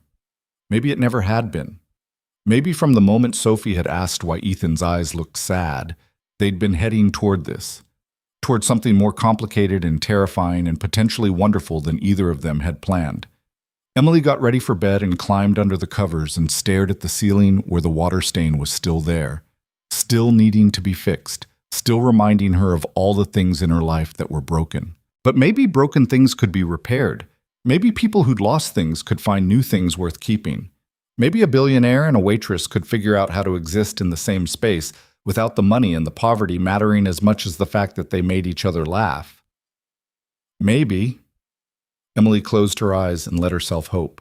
Across the city, Ethan put Noah to bed and went to his office to deal with the Tokyo situation. He spent 2 hours on calls, fixing problems and making decisions and being the person everyone expected him to be.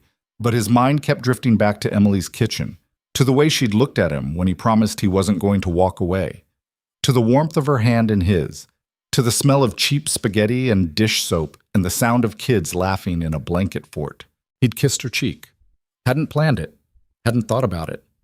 Just did it because in that moment it felt like the only thing to do. Her skin had been soft. She'd smelled like rain and coffee. She hadn't pulled away. Ethan finished his calls and sat in his office looking at the city lights through the window. From here, Chicago looked beautiful, all glittering lights and possibility. You couldn't see the struggling neighborhoods or the broken buildings or the people working 3 jobs to keep their kids fed. You couldn't see Emily's apartment from here. But Ethan knew exactly which direction it was in. Could picture her there right now, probably asleep. Probably dreaming about something other than him because she was practical and smart and wouldn't let herself imagine things that seemed impossible. But Ethan had built an empire on doing impossible things.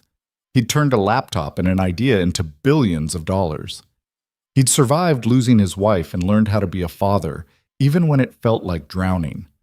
Surely he could figure out how to bridge the gap between his world and Emily's, how to build something real out of Saturday dinners and zoo trips and the slow, terrifying process of letting someone see all your broken parts and trusting them not to walk away. He just had to be brave enough to try. Ethan looked at his calendar for the next week, full of meetings and calls and obligations he couldn't cancel. But Saturday was blocked out, had been blocked out for the past month. Every Saturday, reserved for the only thing that actually mattered. He added a note to his assistant's morning briefing. Clear Sunday mornings too, indefinitely. Then he went to bed and dreamed about spaghetti and blanket forts and the way Emily's face had looked when she'd said, "We keep going, we see where it goes." They were going somewhere. Both of them knew it now. The question was whether they'd have the courage to get there. The question got answered on a Tuesday in October, 6 months after the birthday dinner that had started everything. Emily was at work when her phone rang. The diner was in the middle of the lunch rush, and Danny had a strict rule about personal calls during shifts. But when Emily saw it was Sophie's school, her stomach dropped and she answered anyway. "Miss Bennett, this is Principal Morrison. Sophie's fine, but we need you to come pick her up." "What happened?" "There was an incident. Sophie got into an altercation with another student. We can discuss the details when you arrive." Emily's hands were shaking as she untied her apron. Danny looked annoyed until she explained. Then his face softened and he told her to go. They'd manage without her. She took the bus because her ancient car had finally died for good 3 weeks ago, and she hadn't had money to fix it. The 20-minute ride felt like hours. Emily's mind spiraled through every possibility. Sophie hurt, Sophie hurting someone else. Sophie in trouble serious enough to involve the principal. When she got to the school, she found Sophie sitting outside the office with a split lip and defiance written all across her face. Next to her, looking equally defiant, was Noah. Emily's brain stuttered to a stop. "Noah, what are you—" "Mrs. Bennett." Principal Morrison stepped out of his office. "And Mr. Calloway, thank you for coming." Ethan was walking down the hallway, moving fast, his face tight with worry. He was wearing a suit that probably cost $5,000, and he looked completely out of place in the fluorescent-lit corridor with its student artwork and motivational posters. His eyes found Emily first, then Noah. "What happened?" "Let's discuss this in my office." Principal Morrison gestured them inside. The story came out in pieces. A boy in Sophie's class, Marcus Williams, whose father owned a chain of car dealerships and never let anyone forget it, had been making fun of Sophie all week, about her clothes, about her apartment, about her mom being just a waitress. Today, Marcus had crossed a line. He'd said that Sophie's dad left because Sophie wasn't worth staying for, so Sophie had punched him in the face. And Noah, who'd been nearby because the second graders and third graders shared a playground, had jumped in when Marcus's friends tried to gang up on Sophie. "Fighting is absolutely unacceptable," Principal Morrison said sternly, regardless of the provocation. He called her worthless. Noah's voice was quiet but firm. "Nobody gets to say that about Sophie. That doesn't give you the right to use violence." "What were they supposed to do?" Ethan asked, his voice dangerously calm. "Let this Marcus kid and his friends beat up Sophie? They were supposed to get a teacher. That's the appropriate response. The appropriate response is for you to do something about bullying before it gets to the point where a 6-year-old feels like she has to defend herself with her fists." Emily was surprised by the anger in her own voice. "How long has this been going on?" Principal Morrison shifted uncomfortably. "We weren't aware of any ongoing issues." "Because you weren't paying attention," Ethan said, "or because Marcus Williams's father donates to the school, so you don't want to look too closely at his son's behavior." "Mr. Calloway, I understand you're upset, but I'm not upset. I'm furious. My son and Sophie did what they thought they had to do to protect each other. If your staff had been doing their jobs, it wouldn't have come to that."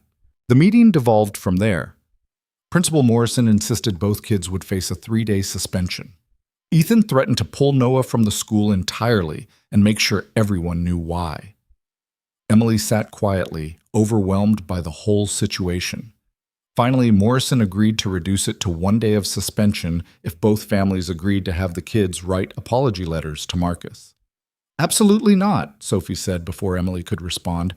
"I'm not apologizing for defending myself." "Sophie." "No, Mom. He said terrible things. He said you were nobody, and that's why Dad left. I'm not saying sorry for making him stop." Emily looked at her daughter, this fierce, brave girl who'd inherited all of Emily's stubbornness and none of her resignation. Sophie's lip was swelling where she'd split it, probably on Marcus's tooth. There was a smudge of dirt on her cheek and fire in her eyes. "Okay," Emily said quietly. "No apology letter." Principal Morrison's face reddened. "Ms. Bennett, if Sophie doesn't comply with the disciplinary measures, then we'll deal with it." Emily stood up. "Come on, Sophie, we're going home." Outside the school, the 4 of them stood in the parking lot. Noah's eye was starting to bruise where someone, probably one of Marcus's friends, had caught him. Sophie's lip was definitely going to need ice. "Are you okay?" Ethan asked Sophie, kneeling down to examine her face gently. I'm fine. You should see Marcus. Sophie, Emily said warningly. What? I'm just saying he looks worse. Noah started to smile, then winced because smiling hurt his bruised face. Marcus cried. A lot. Noah, Ethan said, but there was something that might have been pride in his voice. They stood there awkwardly, two parents trying to figure out the correct response to their children getting into a fist fight. Ice cream, Emily said finally. We're getting ice cream, both of you, because while I don't approve of fighting, I also don't approve of anyone saying Sophie is worthless. Ice cream sounds good, Ethan agreed. They ended up at a place 2 blocks from Emily's apartment, sitting in a booth while Sophie and Noah demolished sundaes that were mostly whipped cream and sprinkles.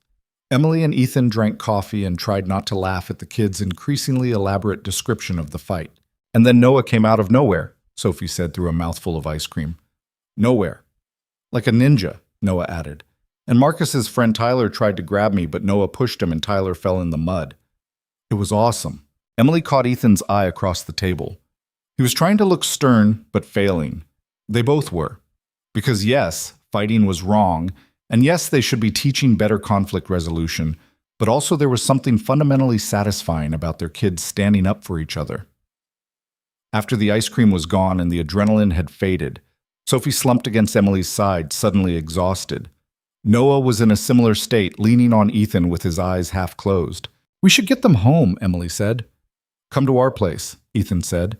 It's closer, and I want to make sure Noah's eye isn't serious. Emily started to protest, then realized she didn't want to take Sophie back to the apartment and sit there worrying alone. Okay, Ethan's house was in Lincoln Park, which Emily had expected. What she hadn't expected was exactly how massive it was.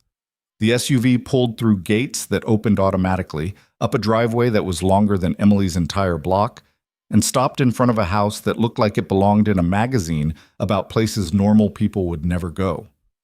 Sophie's eyes went wide. This is where you live? Yeah, Noah said, like it was no big deal. Inside was worse. Everything was pristine and expensive and carefully designed. The ceilings were high enough to echo. The furniture looked like nobody had ever actually sat on it. There was art on the walls that Emily recognized from museums. I know it's a lot, Ethan said quietly, watching her reaction. It's something, Emily managed. A woman appeared from somewhere in the back.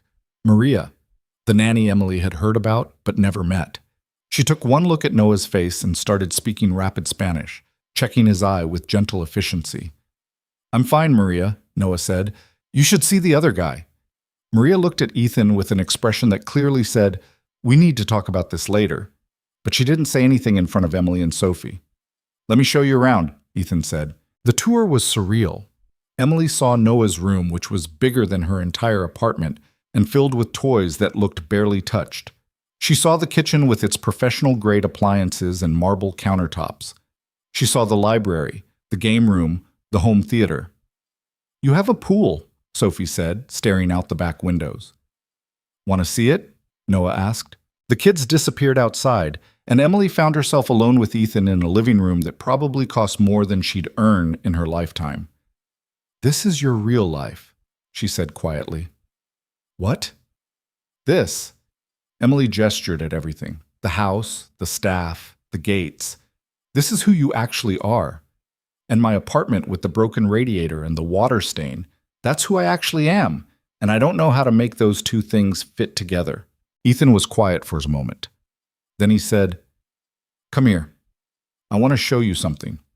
He led her upstairs to a room at the end of the hall. Inside was an office with floor-to-ceiling windows overlooking the city. The desk was expensive wood. The chair probably cost more than Emily's couch. The computer setup looked like something from a spaceship. But what Ethan showed her was a frame on the desk. Inside was a child's drawing, Sophie's drawing, from her refrigerator. The one of 4 stick figures labeled Sophie, Noah, Mom, and Ethan, standing in front of a small rectangle labeled Home. She gave this to me 3 weeks ago, Ethan said. Said I needed art for my office. I had a Picasso on that wall before, original, worth about $8 million. I put it in storage and hung this instead. Emily stared at the drawing. Why? Because when I look at that Picasso, I feel nothing. When I look at this, I remember what it's like to feel like I'm part of something that matters. Ethan moved to stand beside her. You're right. This house is my real life. The money, the staff, the business, that's all real. But it's not the part of my life that feels like living. That's what happens on Saturdays at your apartment. That's real in a way. All this isn't. But we can't ignore all this. You can't just pretend you're not rich. I'm not pretending. I'm just trying to figure out how to be rich and happy at the same time. Because for the past 2 years, I've had one and not the other. He turned to face her fully. Emily, I'm not asking you to fit into my world. I'm asking if maybe we can build something new. Something that's neither your world nor my world, but ours. Emily wanted to believe him. Wanted to believe that it could be that simple. But she'd spent too many years being realistic, being practical, knowing that fairy tales didn't happen to waitresses from rundown apartments. What if it doesn't work? She asked quietly. What if we try this? Whatever this is, and it falls apart. Sophie and Noah are already best friends. If we mess this up, we hurt them too. Then we don't mess it up. That's not how life works. Maybe not, but I'm willing to try anyway. Ethan reached for her hand. Emily, I'm in love with you. I have been for months. I just didn't know how to say it because it seemed impossible. Because you're right. We're from different worlds. But I don't care about that anymore. I care about you, about Sophie, about the way my house feels less empty when I know I'm going to see you in 3 days, about the way Noah smiles now, about the way you look at me like I'm just Ethan instead of Ethan Callaway, the billionaire CEO. Wow. Emily's breath caught. You can't just say that. Why not? Because I've spent 6 months trying not to feel this way about you, trying to keep it safe and manageable and friendship-shaped. And if you say things like that, I can't. Her voice broke. I can't keep pretending I don't love you too. The words hung in the air between them. Outside, they could hear Sophie and Noah laughing by the pool. Somewhere in the house, Maria was probably cleaning something that didn't need cleaning. The city stretched out beyond the windows, millions of people living their separate lives. And in this room, 2 broken people who'd found each other in a bakery 6 months ago stood holding hands and trying to believe that love could be enough to bridge the gap between different worlds. So we stopped pretending, Ethan said. Just like that? Just like that? Emily laughed, but it came out watery. You make everything sound so simple. It is simple. We love each other. The kids love each other. Everything else is just logistics. Logistics like the fact that I can barely pay rent and you own a house worth $8 million? $10 million, actually. And yes, logistics like that, we'll figure it out. Ethan pulled her closer. Emily, I've spent 2 years being alone in this giant house. I don't want to do that anymore. I want chaos and noise and Sophie asking impossible questions and terrible coffee and spaghetti dinners. I want you. I want you too, Emily whispered. I'm just scared. Me too. What if I'm not enough? What if you wake up one day and realize you could have anyone, someone who fits better into your life? Ethan kissed her, just leaned down and pressed his lips to hers, gentle and certain, stopping the spiral of self-doubt with the simplest possible answer. When he pulled back, Emily was breathless. You're enough, Ethan said firmly. You've always been enough. You're the one who's been teaching me what enough actually means. Not more money or bigger houses or better investments. Just enough. Just this. Emily kissed him back, rising on her toes to reach him properly. His arms came around her, solid and warm, and for the first time in years, Emily let herself feel safe. Feel like maybe someone would actually stay. They broke apart when they heard footsteps on the stairs. Noah appeared in the doorway, followed by Sophie. Maria says dinner will be ready in 30 minutes, and, oh. Noah stopped, looking at his father and Emily standing very close together. Are you guys dating now? Emily started. Yes, Ethan said. Is that okay with you? Noah considered this seriously. Does this mean Sophie and I are going to be related? Maybe, eventually, if that's what everyone wants. Cool. Noah turned to Sophie. We might be brother and sister. Sophie's face lit up. Really? Maybe, Emily said quickly. We're taking things slow. We're just dating. That's all. Dating is good, Sophie said wisely. Emma Johnson's mom is dating her teacher, And Emma says it's weird, but also nice because her mom smiles more. Do you smile more, Mom? Noah asked Emily seriously. Emily looked at Ethan and realized she was smiling, had been smiling since he'd said he loved her. Yeah, baby, I do. Dinner was strange and wonderful. Maria had made enough food for 10 people. Chicken and rice and vegetables and fresh bread and a salad that probably had ingredients Emily couldn't pronounce.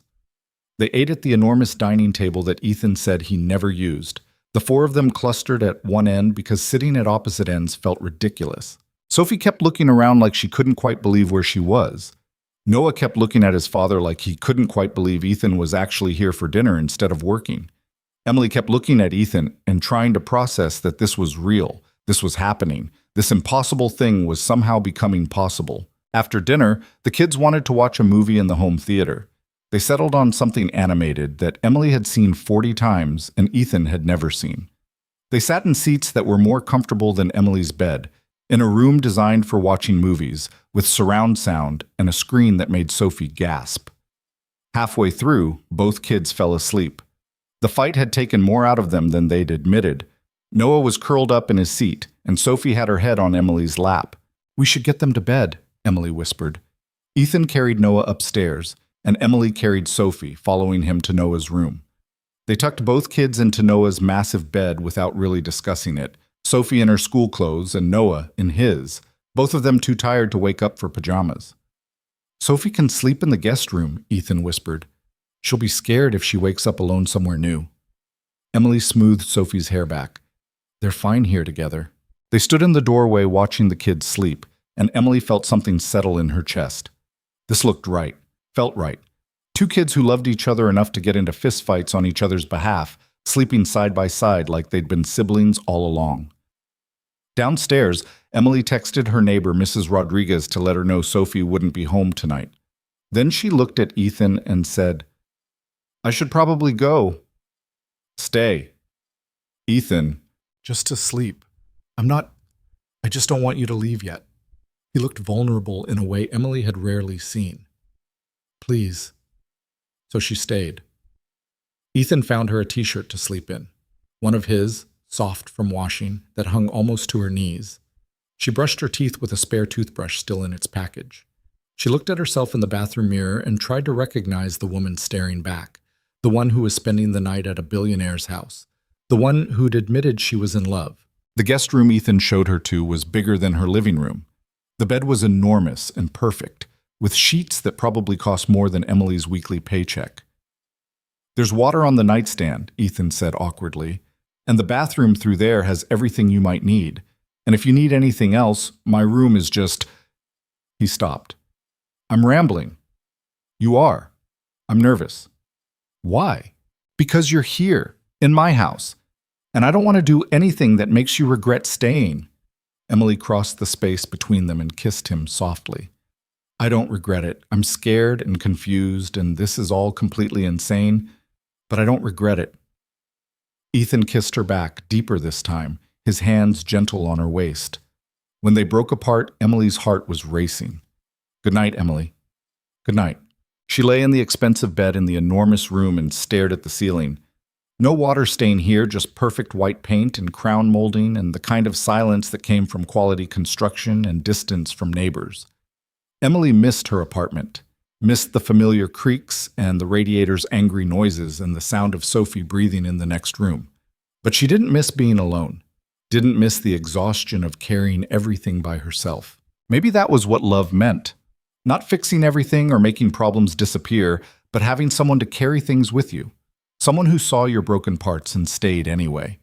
She fell asleep thinking about Ethan's hands on her waist and Sophie's drawing on his desk and the way Noah had asked if they were dating with such casual acceptance, like love was simple and obvious and not terrifying at all. Emily woke up to sunlight streaming through windows that didn't have the cheap blinds she was used to. For a moment, she didn't remember where she was. Then it came back, the fight, the ice cream, the house, Ethan saying he loved her. She found her phone. 7:30 a.m. Later than she usually slept. Downstairs, she followed the smell of coffee and found Ethan in the kitchen making breakfast. Real breakfast, not the cereal and toast Emily usually managed. He was cooking eggs and bacon, and there was fresh fruit cut up in a bowl. "Morning," he said when he saw her. "I wasn't sure what you liked, so I made everything." "You didn't have to do that." "I wanted to." He poured her coffee in a mug that matched the others, part of a set that had probably never been incomplete. "Did you sleep okay?" "Better than I have in years." Emily added cream to her coffee and watched Ethan cook.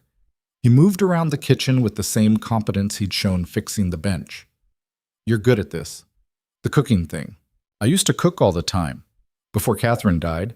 After that, I just stopped. Easier to let Maria handle it." He plated the eggs. "But I've been cooking more lately, on Sundays after we leave your place. Noah and I make dinner together sometimes." He mentioned that. Said you made pancakes that were better than Maria's. "Don't tell Maria that. She'll quit for sure." They ate breakfast at the kitchen island, sitting on stools that were the exact right height, using plates that all matched. It should have felt wrong, this casual domesticity in a house where everything cost more than Emily's car. But it felt normal, felt like they'd been doing this for years instead of hours. Sophie and Noah appeared around 8:30, rumpled and confused about where they were. Sophie climbed into Emily's lap despite being too big for it, and Noah leaned against Ethan's shoulder while they both woke up slowly. "Are we in trouble?" Noah asked, his voice still thick with sleep. "For fighting?" Ethan considered. "Yes and no. Fighting is wrong. But standing up for people you care about is right. So we're proud of you for the second part and disappointed about the first part." "That's confusing," Sophie said. "Welcome to parenting," Emily told her. They spent the morning at the house.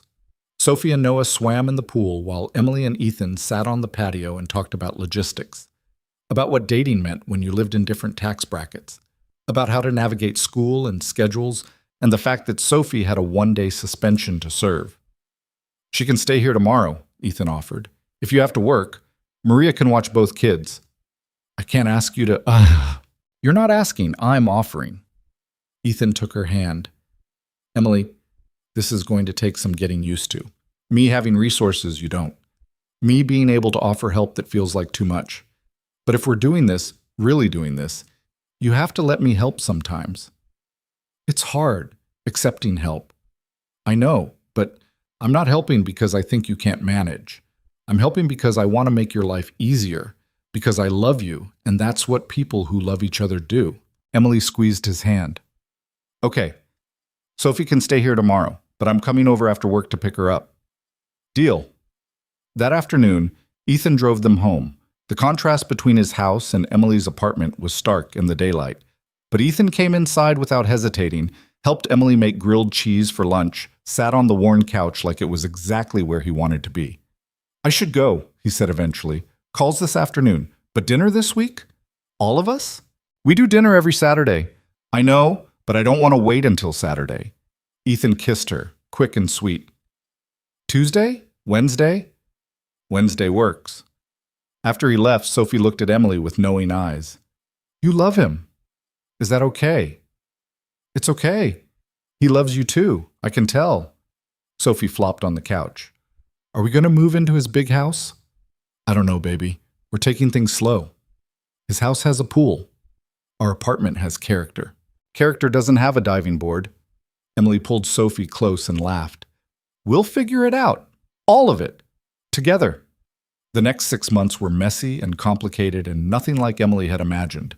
They fought sometimes, about money mostly, about Ethan wanting to pay for things, and Emily wanting to maintain some independence, about how much time they spent together, about what they told people at work and school. But they figured it out. Slowly, imperfectly, but they figured it out.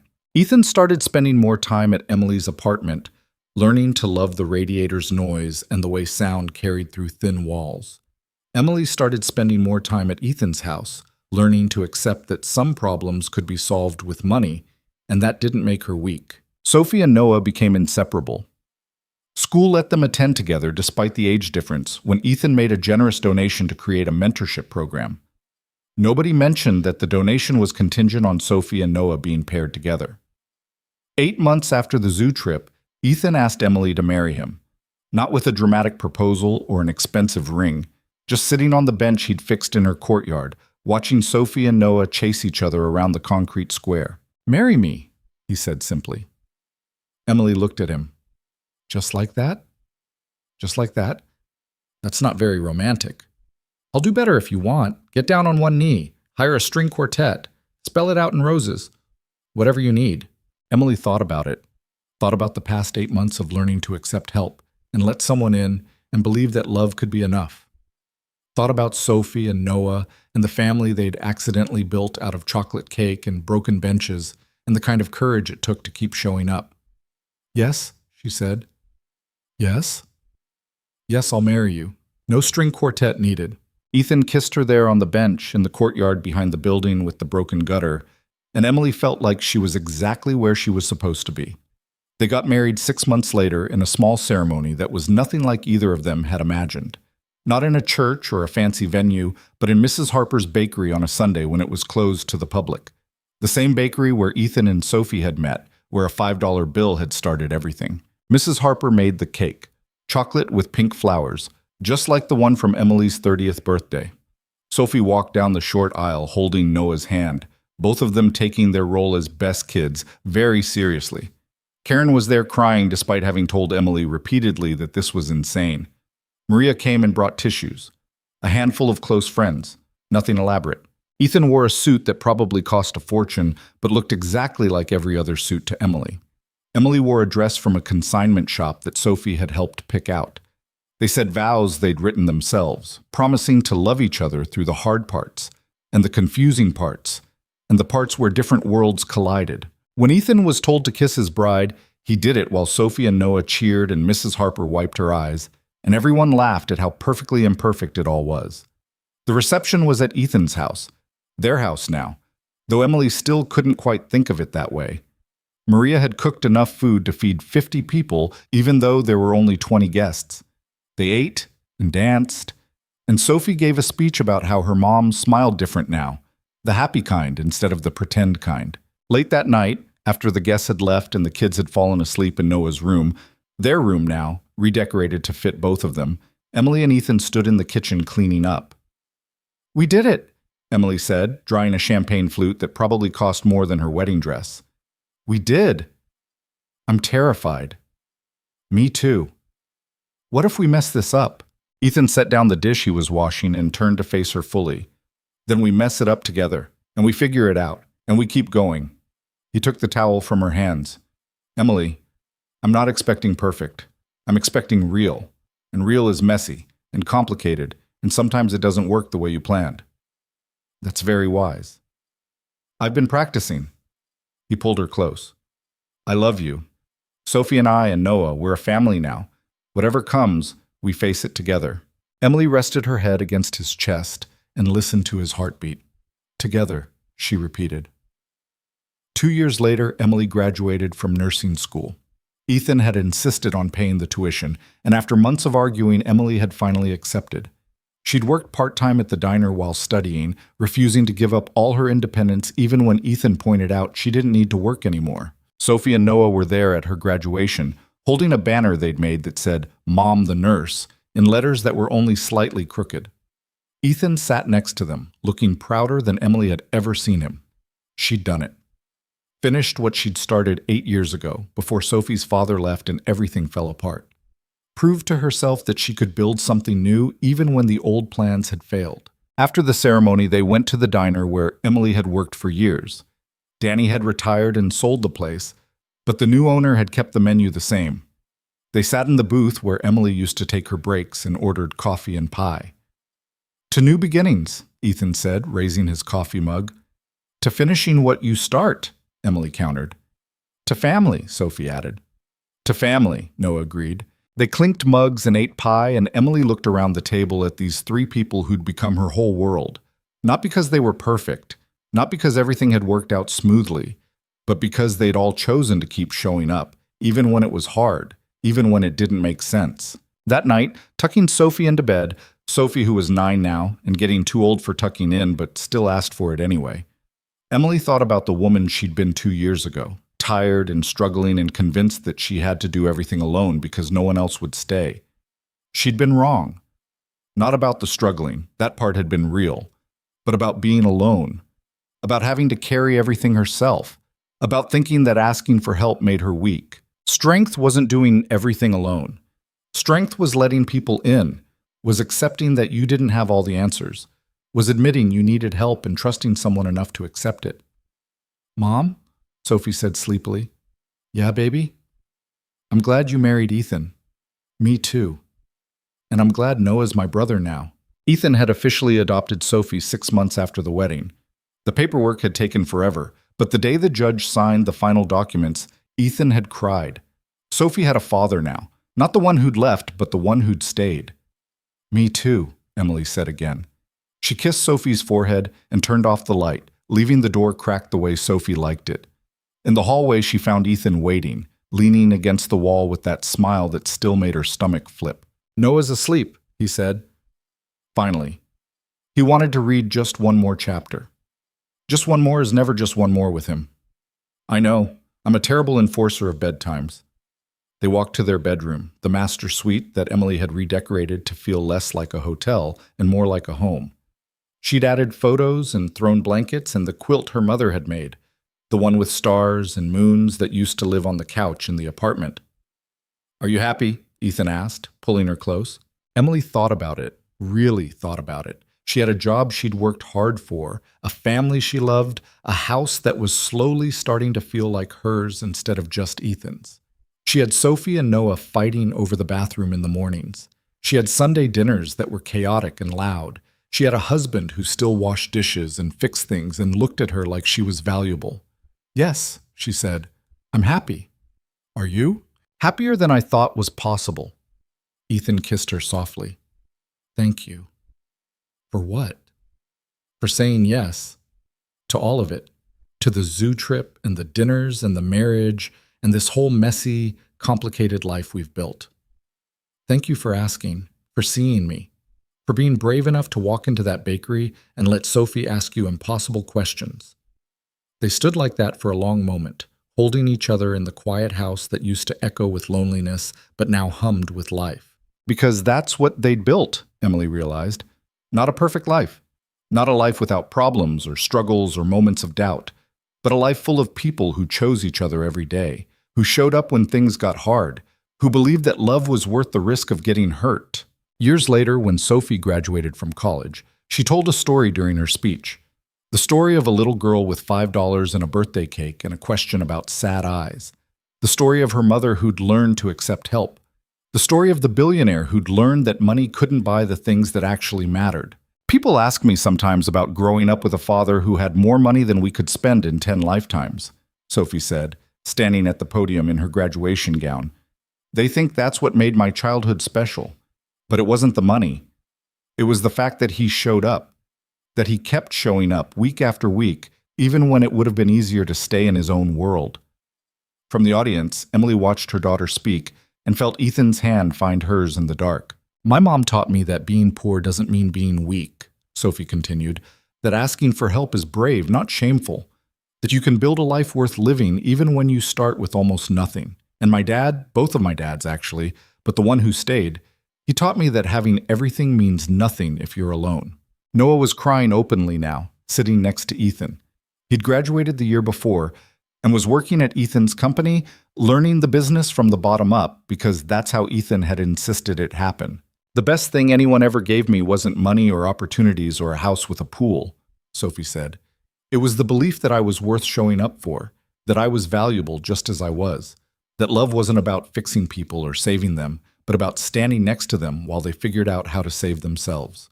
After the ceremony, they took photos and celebrated, and Emily watched her daughter, this fierce, brave woman who'd started everything with a $5 bill and a question, and felt grateful for every hard moment that had led to this one. Because the hard moments mattered. The struggles and the doubts and the fear that it would all fall apart. Those moments had taught them all something important, that the richest life wasn't the one with the most money.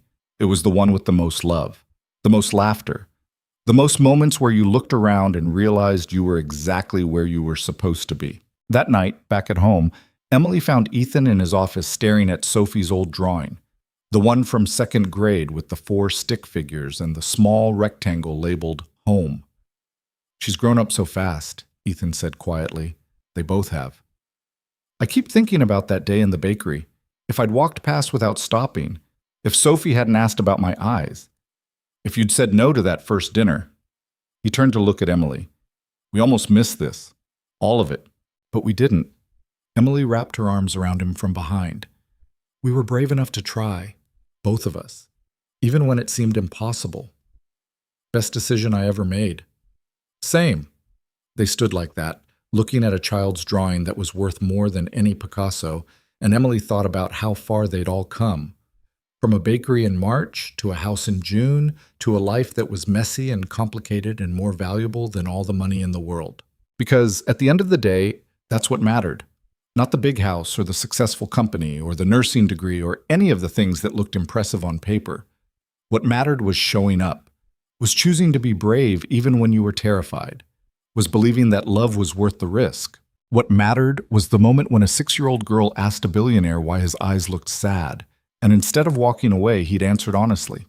That moment had changed everything, had built a family out of broken pieces, had proved that different worlds could collide and create something beautiful. Emily had learned something important over the years. Money couldn't buy happiness, but poverty couldn't prevent it either. Happiness came from the people you loved, and the moments you shared, and the courage to keep trying even when it seemed easier to give up. She'd been poor and lonely. Now she was comfortable and surrounded by family. Both versions of her life had taught her something valuable. The poor version had taught her resilience and gratitude, and that she was stronger than she'd thought. The comfortable version was teaching her to accept grace and help, and that she didn't have to earn love through suffering. Come to bed, Emily said, tugging on Ethan's hand. In a minute. I just want to look at this a little longer. So Emily left him there with his memories and his gratitude and the child's drawing that represented everything they'd built. She checked on Sophie and Noah one more time, both sleeping peacefully in their respective rooms, both safe and loved and heading into futures full of possibility. And she thought about the $5 bill that had started it all, about chocolate cake and broken benches and the kind of bravery it took to let someone see your sad eyes and trust them not to look away. The story could have ended so many different ways. Ethan could have walked past the bakery. Emily could have said no to that first dinner. Either of them could have decided that different worlds were too different to bridge, but they hadn't. They'd chosen courage over fear, chosen love over safety, chosen to believe that impossible things were only impossible until someone was brave enough to try. And that, Emily thought as she climbed into bed and waited for Ethan to join her, was the real lesson. Not that love conquered all, or that money didn't matter, or any of the simple platitudes people like to pretend were true. The lesson was simpler and harder than that. Sometimes you had to be willing to risk everything for the chance at something real. Sometimes you had to let people help you. Sometimes you had to accept that you were worthy of love, regardless of how much money you had in the bank, or how big your apartment was, or whether your eyes looked sad. Sometimes you just had to show up and keep showing up and trust that it would be enough. And for them, it had been. More than enough. It had been everything.